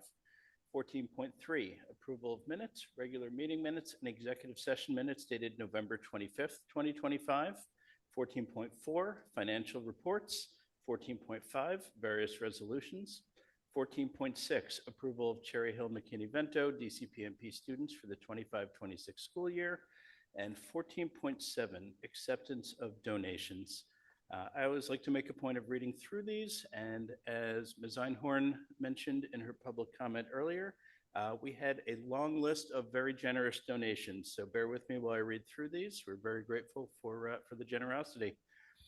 Starting with almost $50,000 in donations from the Cherry Hill Education Foundation, including a donation to be used for a virtual author experience at Beck, for a small group instruction at Cooper, first grade classroom supplies at Cooper, for a portable stage at High School East, for flexible seating for students at Cooper, for 6 robotic bundle kits at High School East, to purchase Star Games t-shirts, for transportation costs for students to attend Black History Living Museum at High School West, for new high-interest books at Rosa, for a charter bus for the African American Culture Club at High School West to visit the National Great Blacks in Wax Museum, for a 3D printing station at Sharp, for meetups at Jake's Place for district preschool providers, and to purchase raised planter boxes, seeds, and gardening tools for district preschool providers. Thank you very much.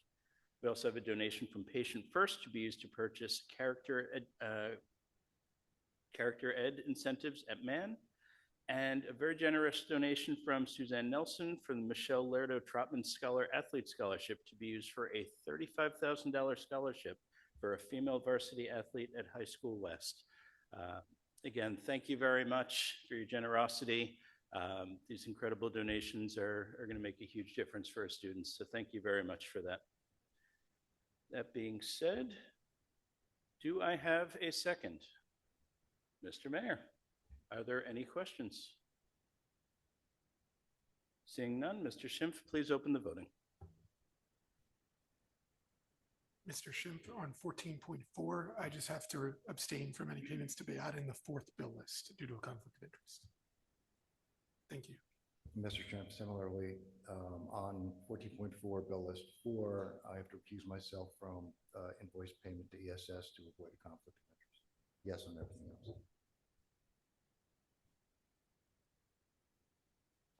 Motion carries. Thank you. Ms. Sherfane, can you please move the HR agenda this evening? Sure. The superintendent recommends, and I move the following. 15.1, termination of employment non-certificated. 15.2, appointments certificated. 15.3, appointments non-certificated. 15.4, leaves of absence certificated.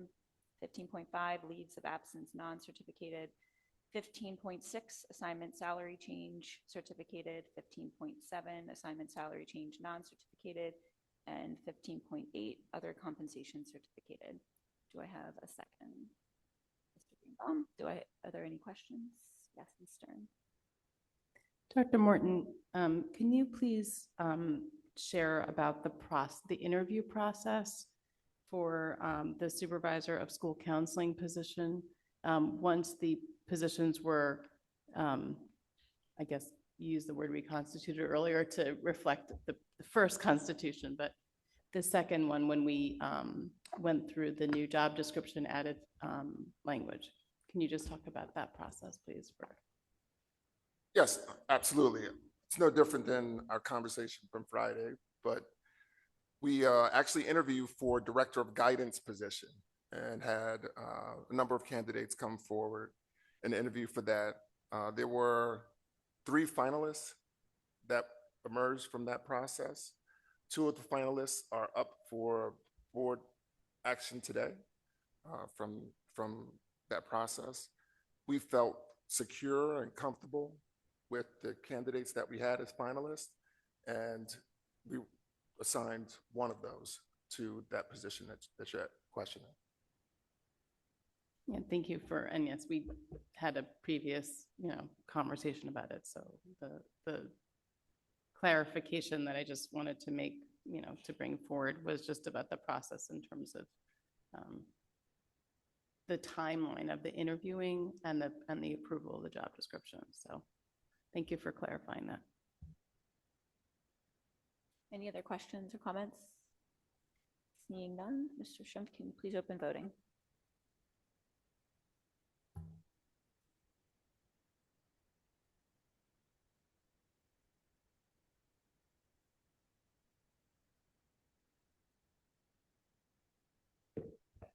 Mr. Schimpf, I'm a no on 15.6 and yes to the rest.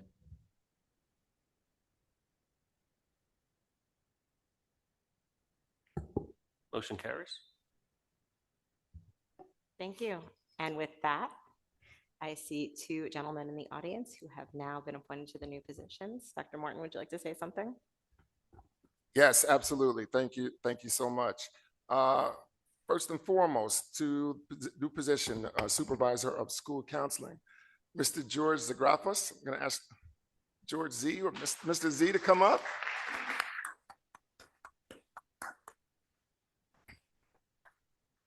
Mr. Zagrafos is a beloved figure here in the district. He's been with us for over 2 decades. He's had an opportunity to be a mathematics teacher, guidance counselor, assistant principal at Rosa Middle School, and currently at High School East. I have absolute great confidence that he'll do a great job in this role, working directly with our counselors. Couple words? Thank you. Thank you, Dr. Morton. And I thank the interview committee as well as the Board of Education for believing in me. I've been here for 22 years. You know what you're getting. I will work 110%, just like I've done in every single role. I believe in Cherry Hill. I live in Cherry Hill. My kids went through Cherry Hill.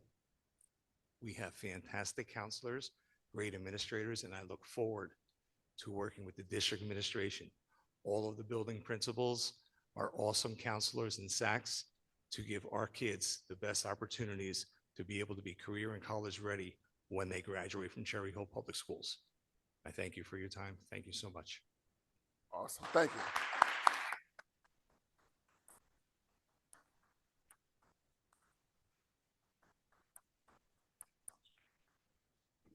Excellent. And making his return back to Cherry Hill, where it all began, Dr. Scott Goldthorpe. Dr. Goldthorpe has one of the more unique backgrounds and experiences here in the district, starting out as a paraprofessional or an educational assistant, and working his way up to becoming a teacher here in the district, a supervisor of CNI. He is now an assistant superintendent in another school district, but we are so happy to have him come back as our director of special projects and student services. Well, he'll head up our student services department. Amazing vision, great guy. Dr. Goldthorpe. All right, thank you for that, Dr. Morton, and thank you to the Board of Education. It was funny, as I was driving over this evening, I was thinking about the first time that the Cherry Hill Board of Ed appointed me to a position, and it was that educational assistant position back in 2007. And at the time, I lived over in Philadelphia. I did not have a family yet, and boy, how things have changed in the last 18 years. Since that time, I have worked in numerous positions in the district as a mathematics teacher, as a science teacher, as a supervisor of curriculum and instruction. I earned 2 master's degrees and a doctorate in education. I'll say most importantly, I moved to Cherry Hill with my family, and my 2 children now attend our schools. And I couldn't be more proud than to return back to the district where I began my career and to serve in this capacity as Director of Special Projects and Student Services. So thank you, and I look forward to returning home.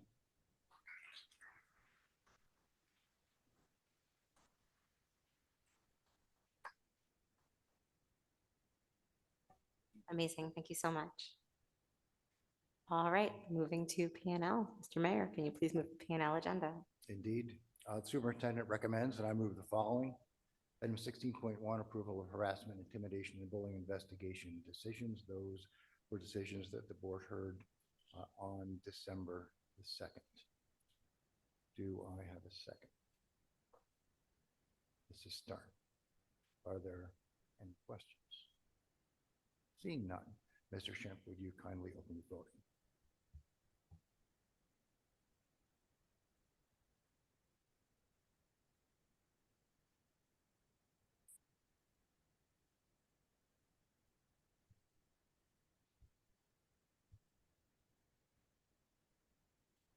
Motion carries.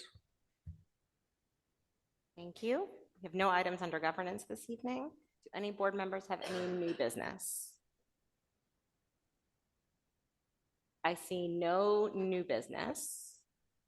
Do any board members have any old business? I'd like to talk about some old business. We have a retiring senior board member this evening who You're is getting yourself in more and more trouble, but go ahead. departing the board, who will be missed. Mr. Mayor, you and I sat in this room together and interviewed against each other for a position on this venerable board. My biggest concern that January in 2022 was that I couldn't find a mask that was appropriate to match my suit. I figured it out. You trounced me in that effort to be appointed to this board, and it was the right choice because you have been an excellent board member. You served as board vice president, and your leadership was wonderful. You were a leader during our superintendent search. You were a leader on developing the cell phone policy, one of the first in the state, that has vastly improved what our students experience in the class every day. And most importantly, your sense of humor has been key to getting through some very challenging conversations. So I'm now going to open the floor to other board members who would like to roast, I think the kids say, Ms. Palmer. Mr. Mayor, as is proper for his role on the board. Dr. Braddock. Going against kind of my normal MO, I'm not going to roast. I'm just going to thank Mr. Mayor. I remember when I decided to run for the board, Mr. Mayor and others said for the first year, you're just going to try to stay above water and learn things. And that's what it was, or that's what it is. I still have another couple of days before I have to know everything about the board. But I will say with respect to everybody else, so I think I learned the most from Mr. Mayor about how to carry oneself on the board, because I can be mercurial. I can be aggressive, I guess. But Mr. Mayor's his sense of humor and his calm demeanor, that combination showed me what it means to be a productive member on the board. So thanks for all that. And thanks for your leadership on P&L as well. That was, it was very useful to have you there to be able to teach me the ropes there. So thank you for everything. Sorry about Syracuse and Notre Dame.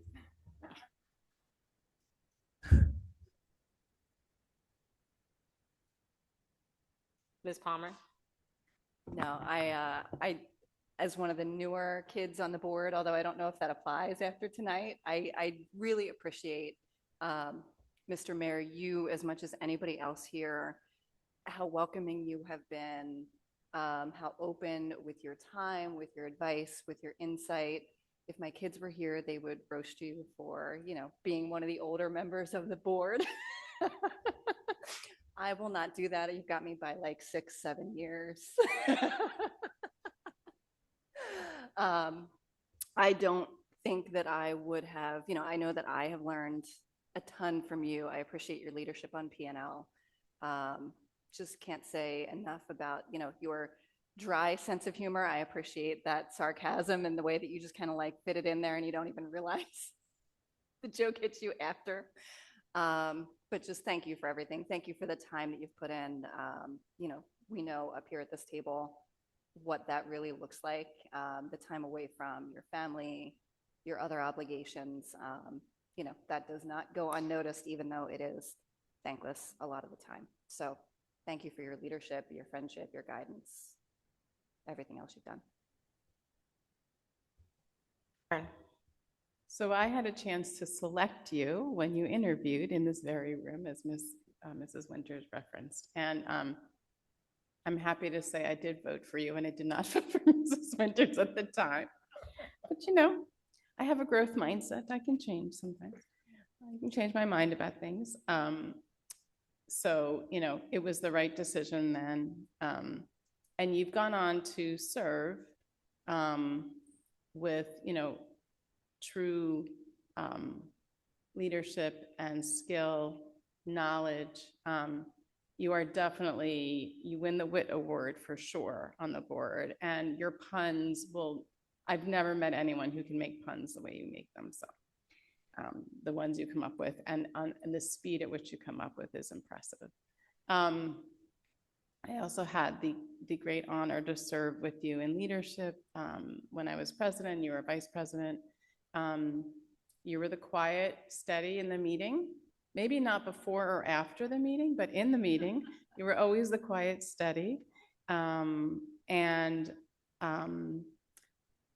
I remember being at our NJSBA convention conference, and a funny typo, if you recall, on the events calendar, which I will not say in this room tonight, but it was a very funny typo. And it was the first time I saw you not be able to stop giggling, and it was amazing to see that kind of laughter coming out of you, which I'm seeing a little bit right now, so that's lovely.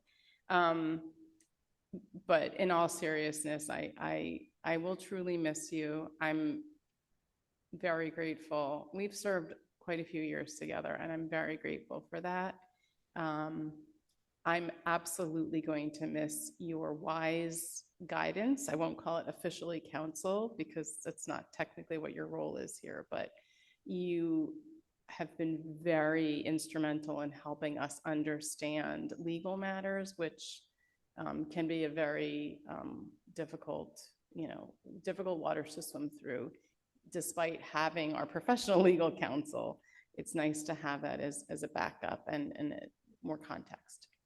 So I want to thank you so much, and I wish you all of the joy that comes with being freed from this responsibility, the time you will get back in your life.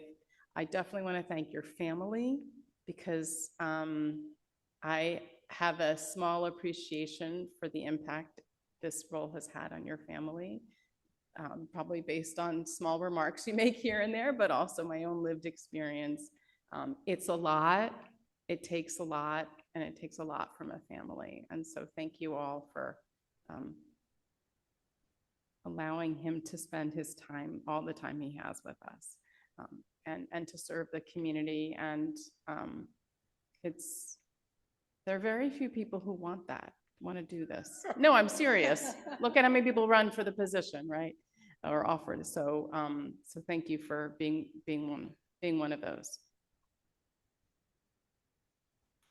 Yes, I will just echo the thanks that you've heard from the board. I mean, I would go back to when I got elected and we had an introductory meeting.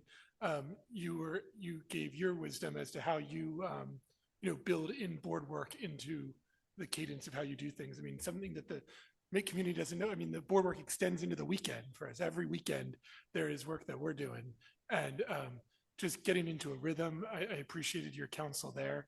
And I always appreciate, I think how it's been mentioned, how the demeanor you bring to the board table and how you identify opportunities to recognize folks when recognitions due, and then also point out areas for improvement. And so I've looked to you certainly as a mentor. And so just very grateful for everyone on the board, but as you're moving on, just for your service to the community. And but I would just echo, particularly to the family as well. I mean, this is a big time commitment. And so you've contributed to the community very much as well. So thank you. Well, Joel, you were vice president for my first 2 years on the board. And I learned early on, if I wanted to talk on the phone for an hour about a particular topic and everything tangentially related to it, I would give Miriam a call.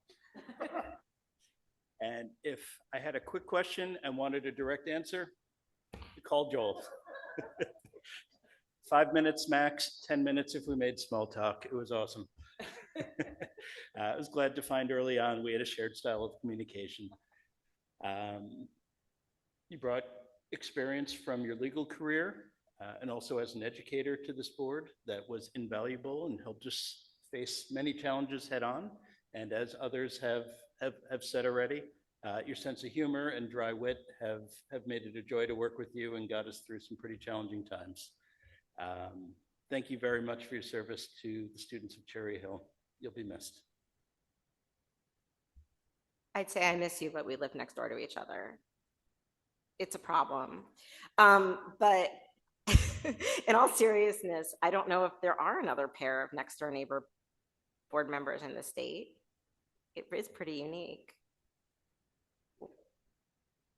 You could always move, but who would blow leaves at 2 a.m? Thank you to your family. We give him back. Ms. Manzano. In my short time on the board, I think the newest board member, but only for a couple more weeks, I just want to thank you for elbowing me when I needed it, opening things on the computer that I wasn't quite sure where to find. And I really enjoyed our time at the NJSBA conference. We had a little time, one-on-one time. We took a class together, lunch together. It was really, really great. So I hope you don't mind if I don't lose your number, just if I have any questions along the way. Thank you to your family. With a young family at home, I know that the time commitment is brave, and I'm sure it's exactly the same for you guys. So thank you for sharing him with us, and I wish you the best of luck. I certainly will not be the reason why we're here till 10 o'clock tonight. However, I do wish you the best, and I hope that you can recover some of that time lost with your family and make up for it. So best of luck. Thanks.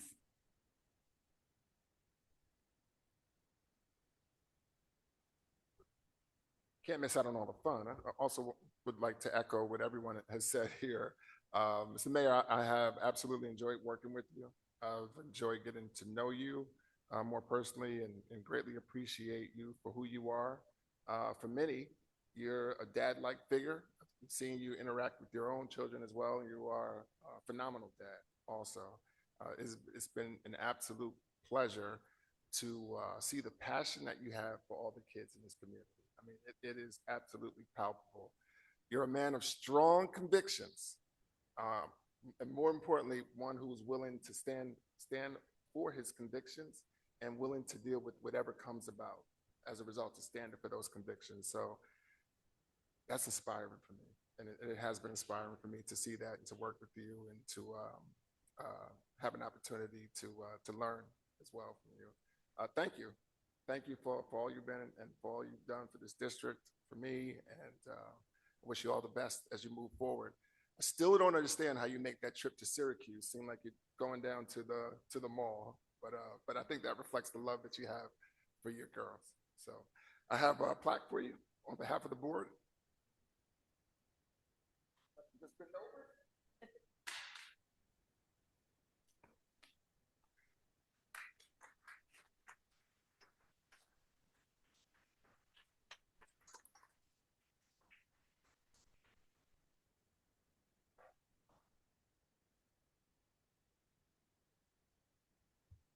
You don't have to, but I can't imagine you're going to pass up the opportunity. So, well, I thought about passing up the opportunity, but since you've all annoyed me by complimenting me, Anyone who knows me knows I don't take compliments as well as I probably should. I also did something that everybody who knows me knows I don't do. Because if I'm going to speak, for me, it's a thrill. It's a thrill to not know when the sentence is going to end, what I'm going to say. So I did a thing that is unusual. I wrote some thoughts. That said, I'm not going to read them. I may refer to them so I don't forget something.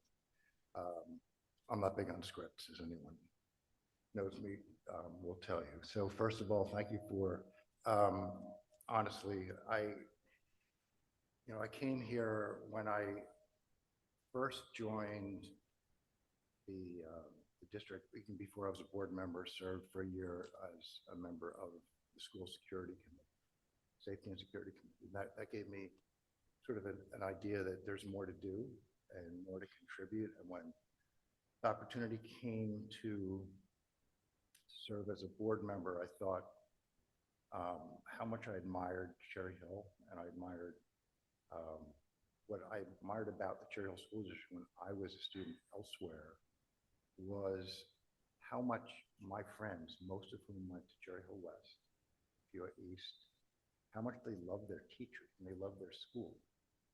And that was refreshing. Even as a high school kid, I recognized that as something different because it wasn't that way for us. And I thought, here's an opportunity maybe now that I'm in Cherry Hill with much younger students in the Cherry Hill School District. Maybe I have something to contribute. So I thought this is an opportunity. When I grew up, I literally had on my ugly brown Oldsmobile Cutlass a West Red 1980 bumper sticker. Back in the days when stickers were actually stickers and you couldn't get them off the back. So there's always been a part of me that wanted to be here, wanted to be part of Cherry Hill. And hopefully the time that I've spent here, it was only 4 years, but it was a pretty busy 4 years. I'm not going to really count those things that we've done. We did them as a team, and I'm grateful to have had a chance to have participated, and whether it was bringing all that money in with the bond and helping with that towards the end, and the cell phone policy. We had a lot of challenges. We did a lot of great things together, and whether it's this board or previous boards and members that I serve with, I appreciate all of them. I appreciate having been part of that. That said, there are two particular fights that I'm most proud of as a board member. One was a late night phone call that Mrs. Stern might recall with a certain previous superintendent the night before the budget was finalized, when I fought against that previous superintendent in order to bring free preschool here to Cherry Hill. Our visions did not necessarily agree, but this was an opportunity, I thought, for me to take a position alongside Mrs. Stern, and I'm grateful that here we are as one of the largest school district in the state with free preschool, and it's only getting better. Thank you to Dr. Mahan for continuing what will be, I think, a wonderful tradition going forward.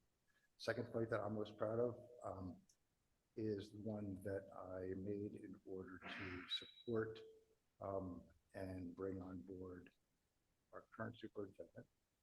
I am always confident, regardless of challenges going forward, that the district is in the best hands it possibly could be in to meet what's coming, to meet what we're facing.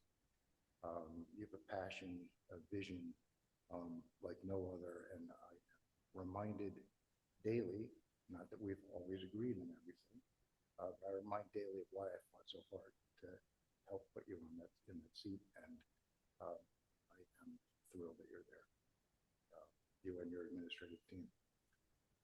So as I thought about my time here and what it's like to be in school as an educator now, so I'm teaching every day in schools, It's given me also a much greater appreciation and respect for really what our staff does every day in the schools. Hearing it as a board member is important, but being in the schools has really opened my eyes. The work is just so hard and so stressful, and I'm thrilled and grateful to be part of that now. Reminded me specifically of my time even when I was in 6th grade.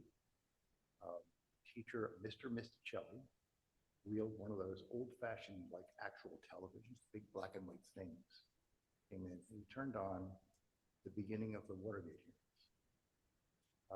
That's what school was for me back then. And it occurred to me that that may have started me on the path that eventually brought me into courtrooms and boardrooms and legislative offices from DC to California.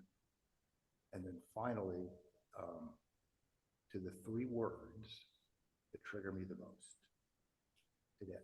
And they are, I just can't. Because when I hear I just can't, it's usually after some outrage, another attack on public education, and it's scrolled across the bottom of the screen, or it's popped up on a TV screen somewhere. And all too often, that is met by, or too many people, that for them, I just can't means I just won't, or I just don't care enough to speak up for those who are the most in need of our protection as board members, of our support of the most marginalized communities. If nothing else, I don't want anyone to ever say that I said that. That I would hope they would know that I knew that I just could, and I did. I can't anymore after tonight, but everyone else at this table.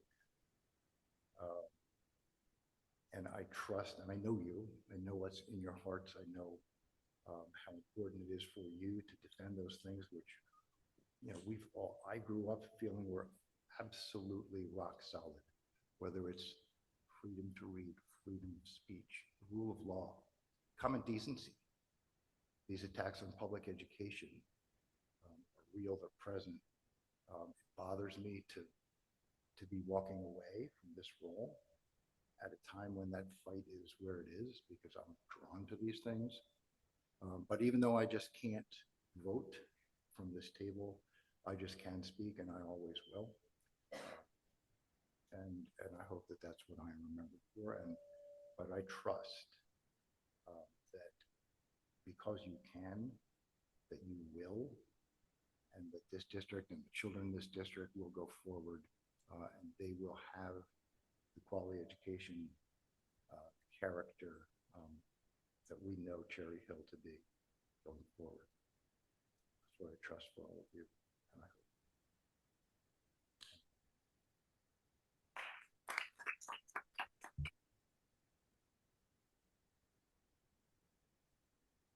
And I didn't read it. Thank you. You'll be missed, but not too far away. Moving on to second public comment. This is the second public comment section for any topic. Public comment is an opportunity for members of the community to provide input to the Board of Education on educational issues. The board welcomes diverse opinions on relevant matters. However, statements that are abusive, obscene, or which demean or are defamatory to any individual or group of individuals will not be tolerated. Such comments are disruptive to the orderly operation of this meeting. Speakers wishing to provide the board with information which is not relevant to the district's operations may communicate directly with the superintendent and board president via email or other alternative means. If you would like to speak now, we're going to start in the room as is by custom. Please approach the microphone, state your name and municipality. We alternate between speakers in the room and those that are online. Each speaker is given a maximum of 3 minutes, and the timer on the screen will indicate the amount of time you have remaining. We will start in the room. Is there anyone who would like to make second public comment tonight? Just give us your name and municipality, and we'll start the timer. Nicole Spiegel, Cherry Hill. Good evening. My name is Nicole Spiegel, and I'm here to share a story about my child and the special education department's complete lack of integrity. I wish I could share a positive story after hearing about you this evening. I purchased my home in Cherry Hill as a single adoptive parent to provide my children with the best education that I possibly could. As a Cherry Hill West graduate, unfortunately, Cherry Hill is not what it used to be. My son Nathan was unfortunately declassified from pre-K to kindergarten with 5 diagnoses and lost all of his supports. His evaluations and data show complete regression. Once Nate was finally classified with an IEP again, he was suspended 32 times for a manifestation of his disability. As you can see, this is clearly a denial of special education students' right to a free and public education. In addition to 32 suspensions, I was called to pick him up, missing 32 days of work as an educator myself. And more importantly, my son was not provided with home instruction. Last year, he was told he was expelled from Russell Knight by the case manager as she was in tears. This told me that was not her decision. Yes, expelled as a 6-year-old from Cherry Hill School District. He has an IQ of 110, but he is unable to read or even write his last name. He is now in the Behavior and Emotional Support Program at Bret Harte with a 1-to-1 aide. However, staff continue to restrain him almost daily. I was appalled walking into the parent-teacher conference last week to find the principal who was there to tell me that he will be disciplined and suspended despite his behavior being caused by his disability. Imagine, as a parent, not hearing one single positive about your child. Just today, he came home and told me that he was restrained yet again, and I was never notified. For the board's knowledge, I have Nathan in therapy daily, and he is monitored weekly by a psychiatrist. I have voiced my concerns for almost 2 years now to the superintendent and have been completely ignored. My child's lack of meaningful progress over the last year, ongoing safety concerns of his as well as other students, and the district's own documented limitations demonstrate that his current placement is inappropriate and insufficient. Thank you for your time and consideration for my child's needs.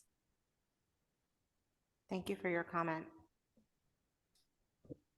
Going online, the first caller, it says Michael.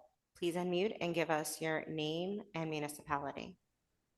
Yeah, hi, Michael Nussbaum, Cherry Hill.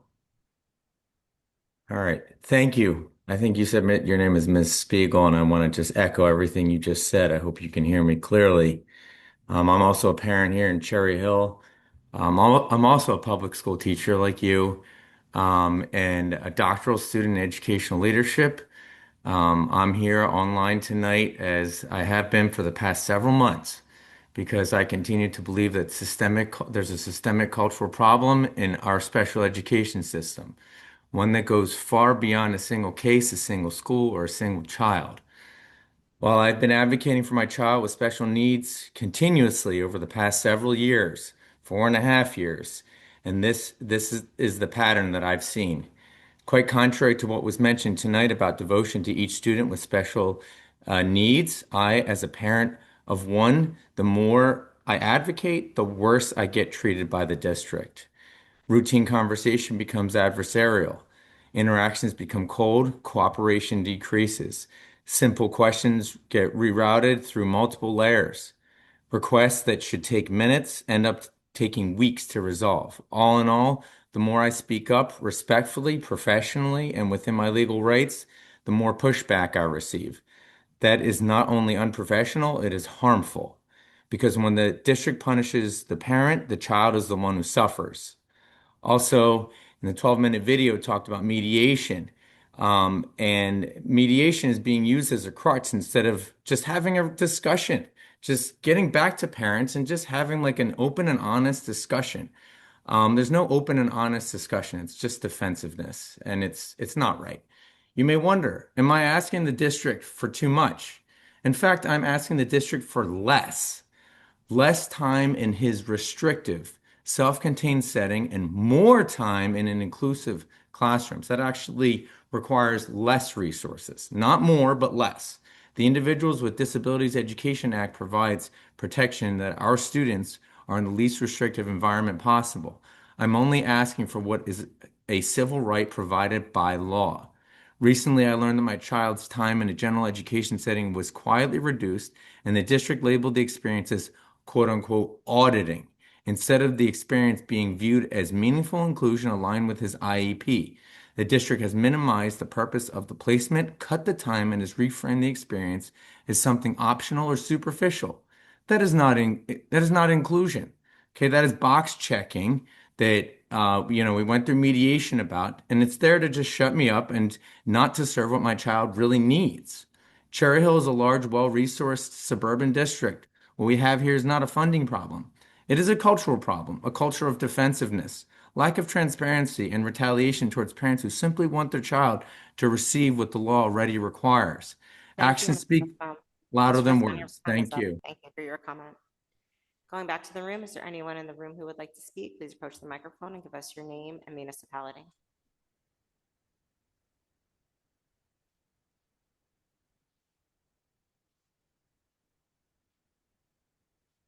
I'm Sarah Jocelyn. I'm from Cherry Hill. I would like to thank Mr. Myers for his service. And I thank all of you, board, for your service. I'm here tonight to follow up on the issue of chronic absenteeism. We're about halfway through, we're approaching halfway through the school year. And well, I did not check our dashboard tonight to see what the statistics said.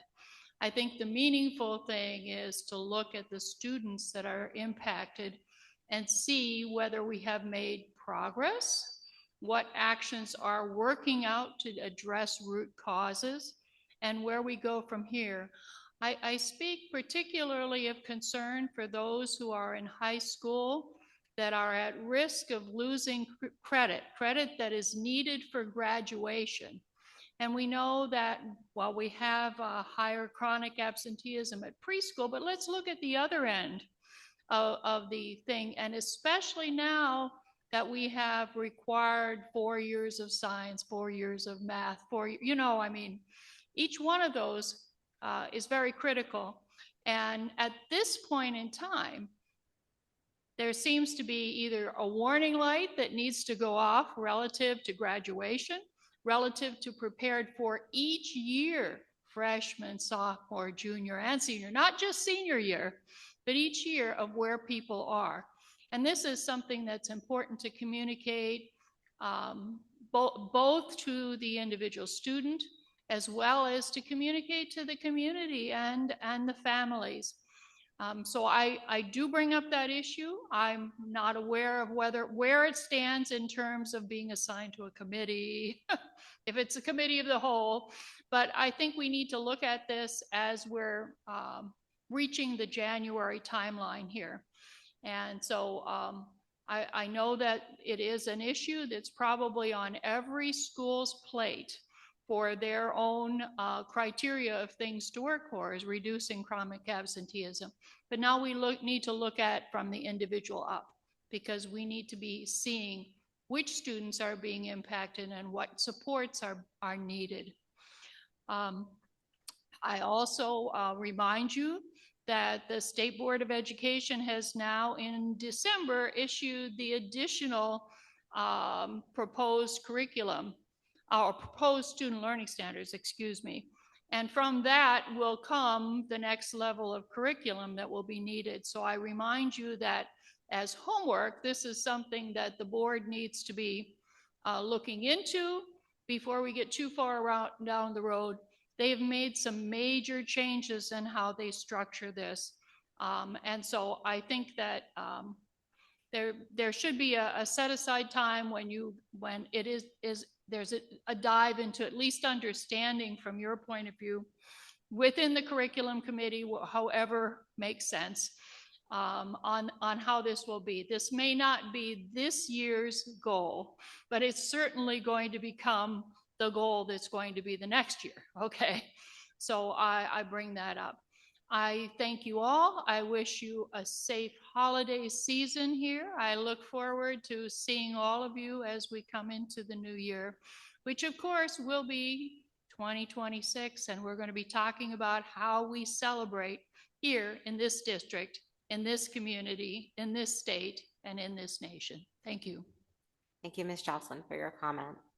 Going back online, phone number ending in 788. It's your turn. Please unmute. Give us your name and municipality. My name is Jeff Potowitz, and I live in Cherry Hill, New Jersey. OCR and other federal complaints have been filed against our school district for years. I believe things are getting worse.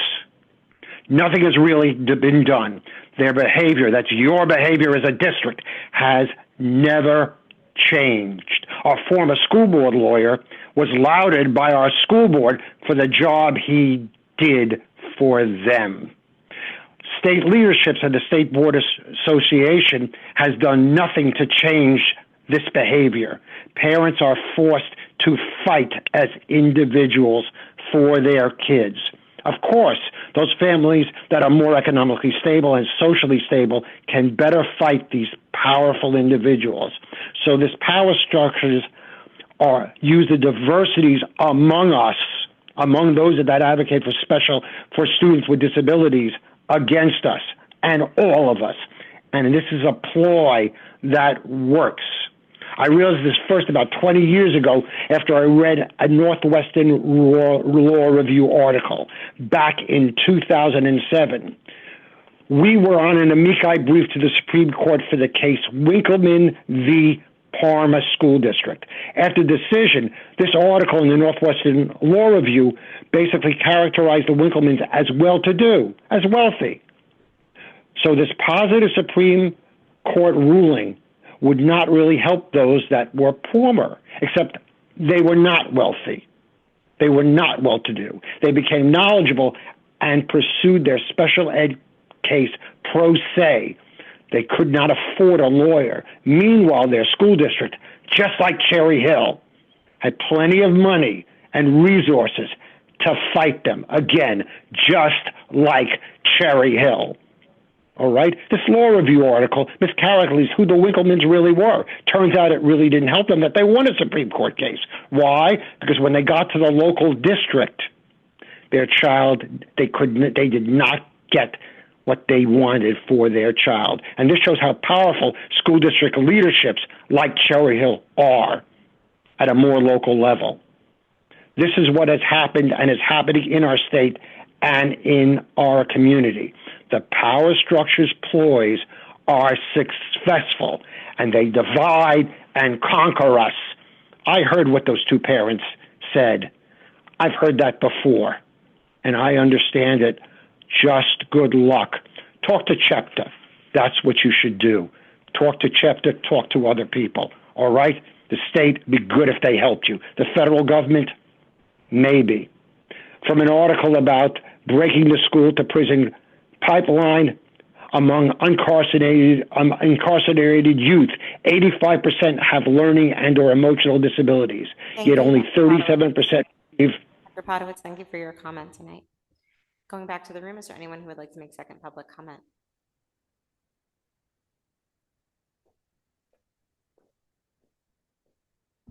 Thank you. Perhaps, hopefully, last Name but and not least. municipality, please. Yes. Jill Mayer, Cherry Hill. I am here tonight as a parent of children who have gone through the school district and have attended and are here tonight, and one who is currently enrolled, and as the wife of board member Joel Mayer, whose last official meeting as a board member is tonight.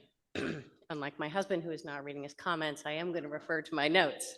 It's always been a difference between us. For the past 4 years, my husband has had the privilege of serving on the Cherry Hill Board of Education, and I say privilege intentionally because that is truly how he viewed his service. What I've seen up close in preparation for these meetings is the depth of Joel's commitment to public education and to the well-being of every child in Cherry Hill. I saw firsthand time and effort that he put into analyzing the issues that came before the board and how deeply he cared about academic excellence, but also how much he cared about inclusivity, student support, and ensuring that every student felt seen, safe, and valued.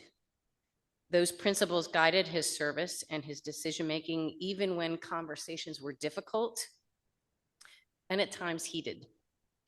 I know that he took his responsibility seriously and approached every decision and every vote with an awareness of the real and lasting impact those choices would have on families' day-to-day lives. I know that because we talked about it often. As you all know, serving on the board requires a significant amount of time and a fair amount of courage, as we've heard from many of the comments here tonight. And I watched Joel stand firm on issues he believed were right for students and for the district, even when public criticism crossed the line from disagreement into something less constructive. And through it all, I admired how Joel remained focused, respectful, and committed to doing what he believed was in the best interest of all Cherry Hill students. So on behalf of our family and of our friends, I want to thank my husband for his service, his integrity, his unwavering support of public education. Cherry Hill is stronger because of people like you, Joel, who are willing to withstand public scrutiny and step forward and listen and participate and be part of the solution. Our family is proud, so proud of all that you have done and that this board has accomplished together over these last 4 years, and of the role that you have played in Cherry Hill's educational success. So I thank you.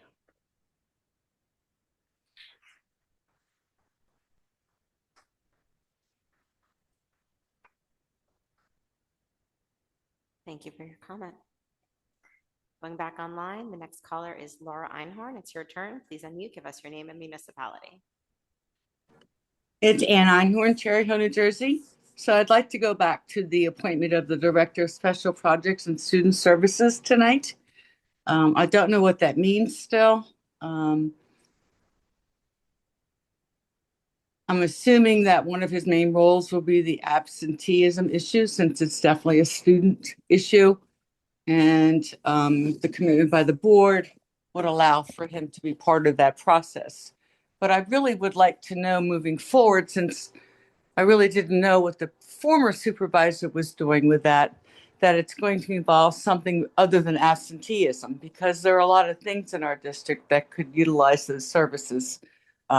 So I would like to know if the superintendent would be able to, as you move forward with this position, to let us know what's the next project or what's the next thing that this individual will be working on.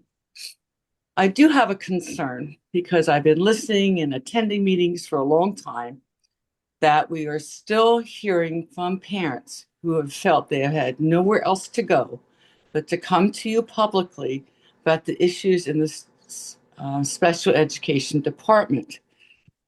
There's something wrong, board members, that we keep having to hear parents express their concerns in the way that they are being treated. So I would hope that one of the projects could be a better way to communicate with the parents that have these needs for their children. They're like any other parent in the world. They only want what's best.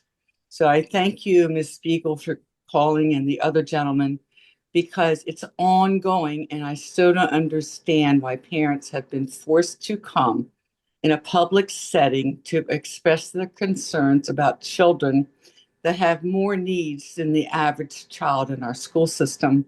So I would hope that you would make that a board priority, though I think that was one of your goals moving forward, because my heart breaks for any parent that has to experience this day in and day out. And I think that we can do better. Thank you. Thank you for your comment. Going back to the room, is there anyone else in the room who would like to speak?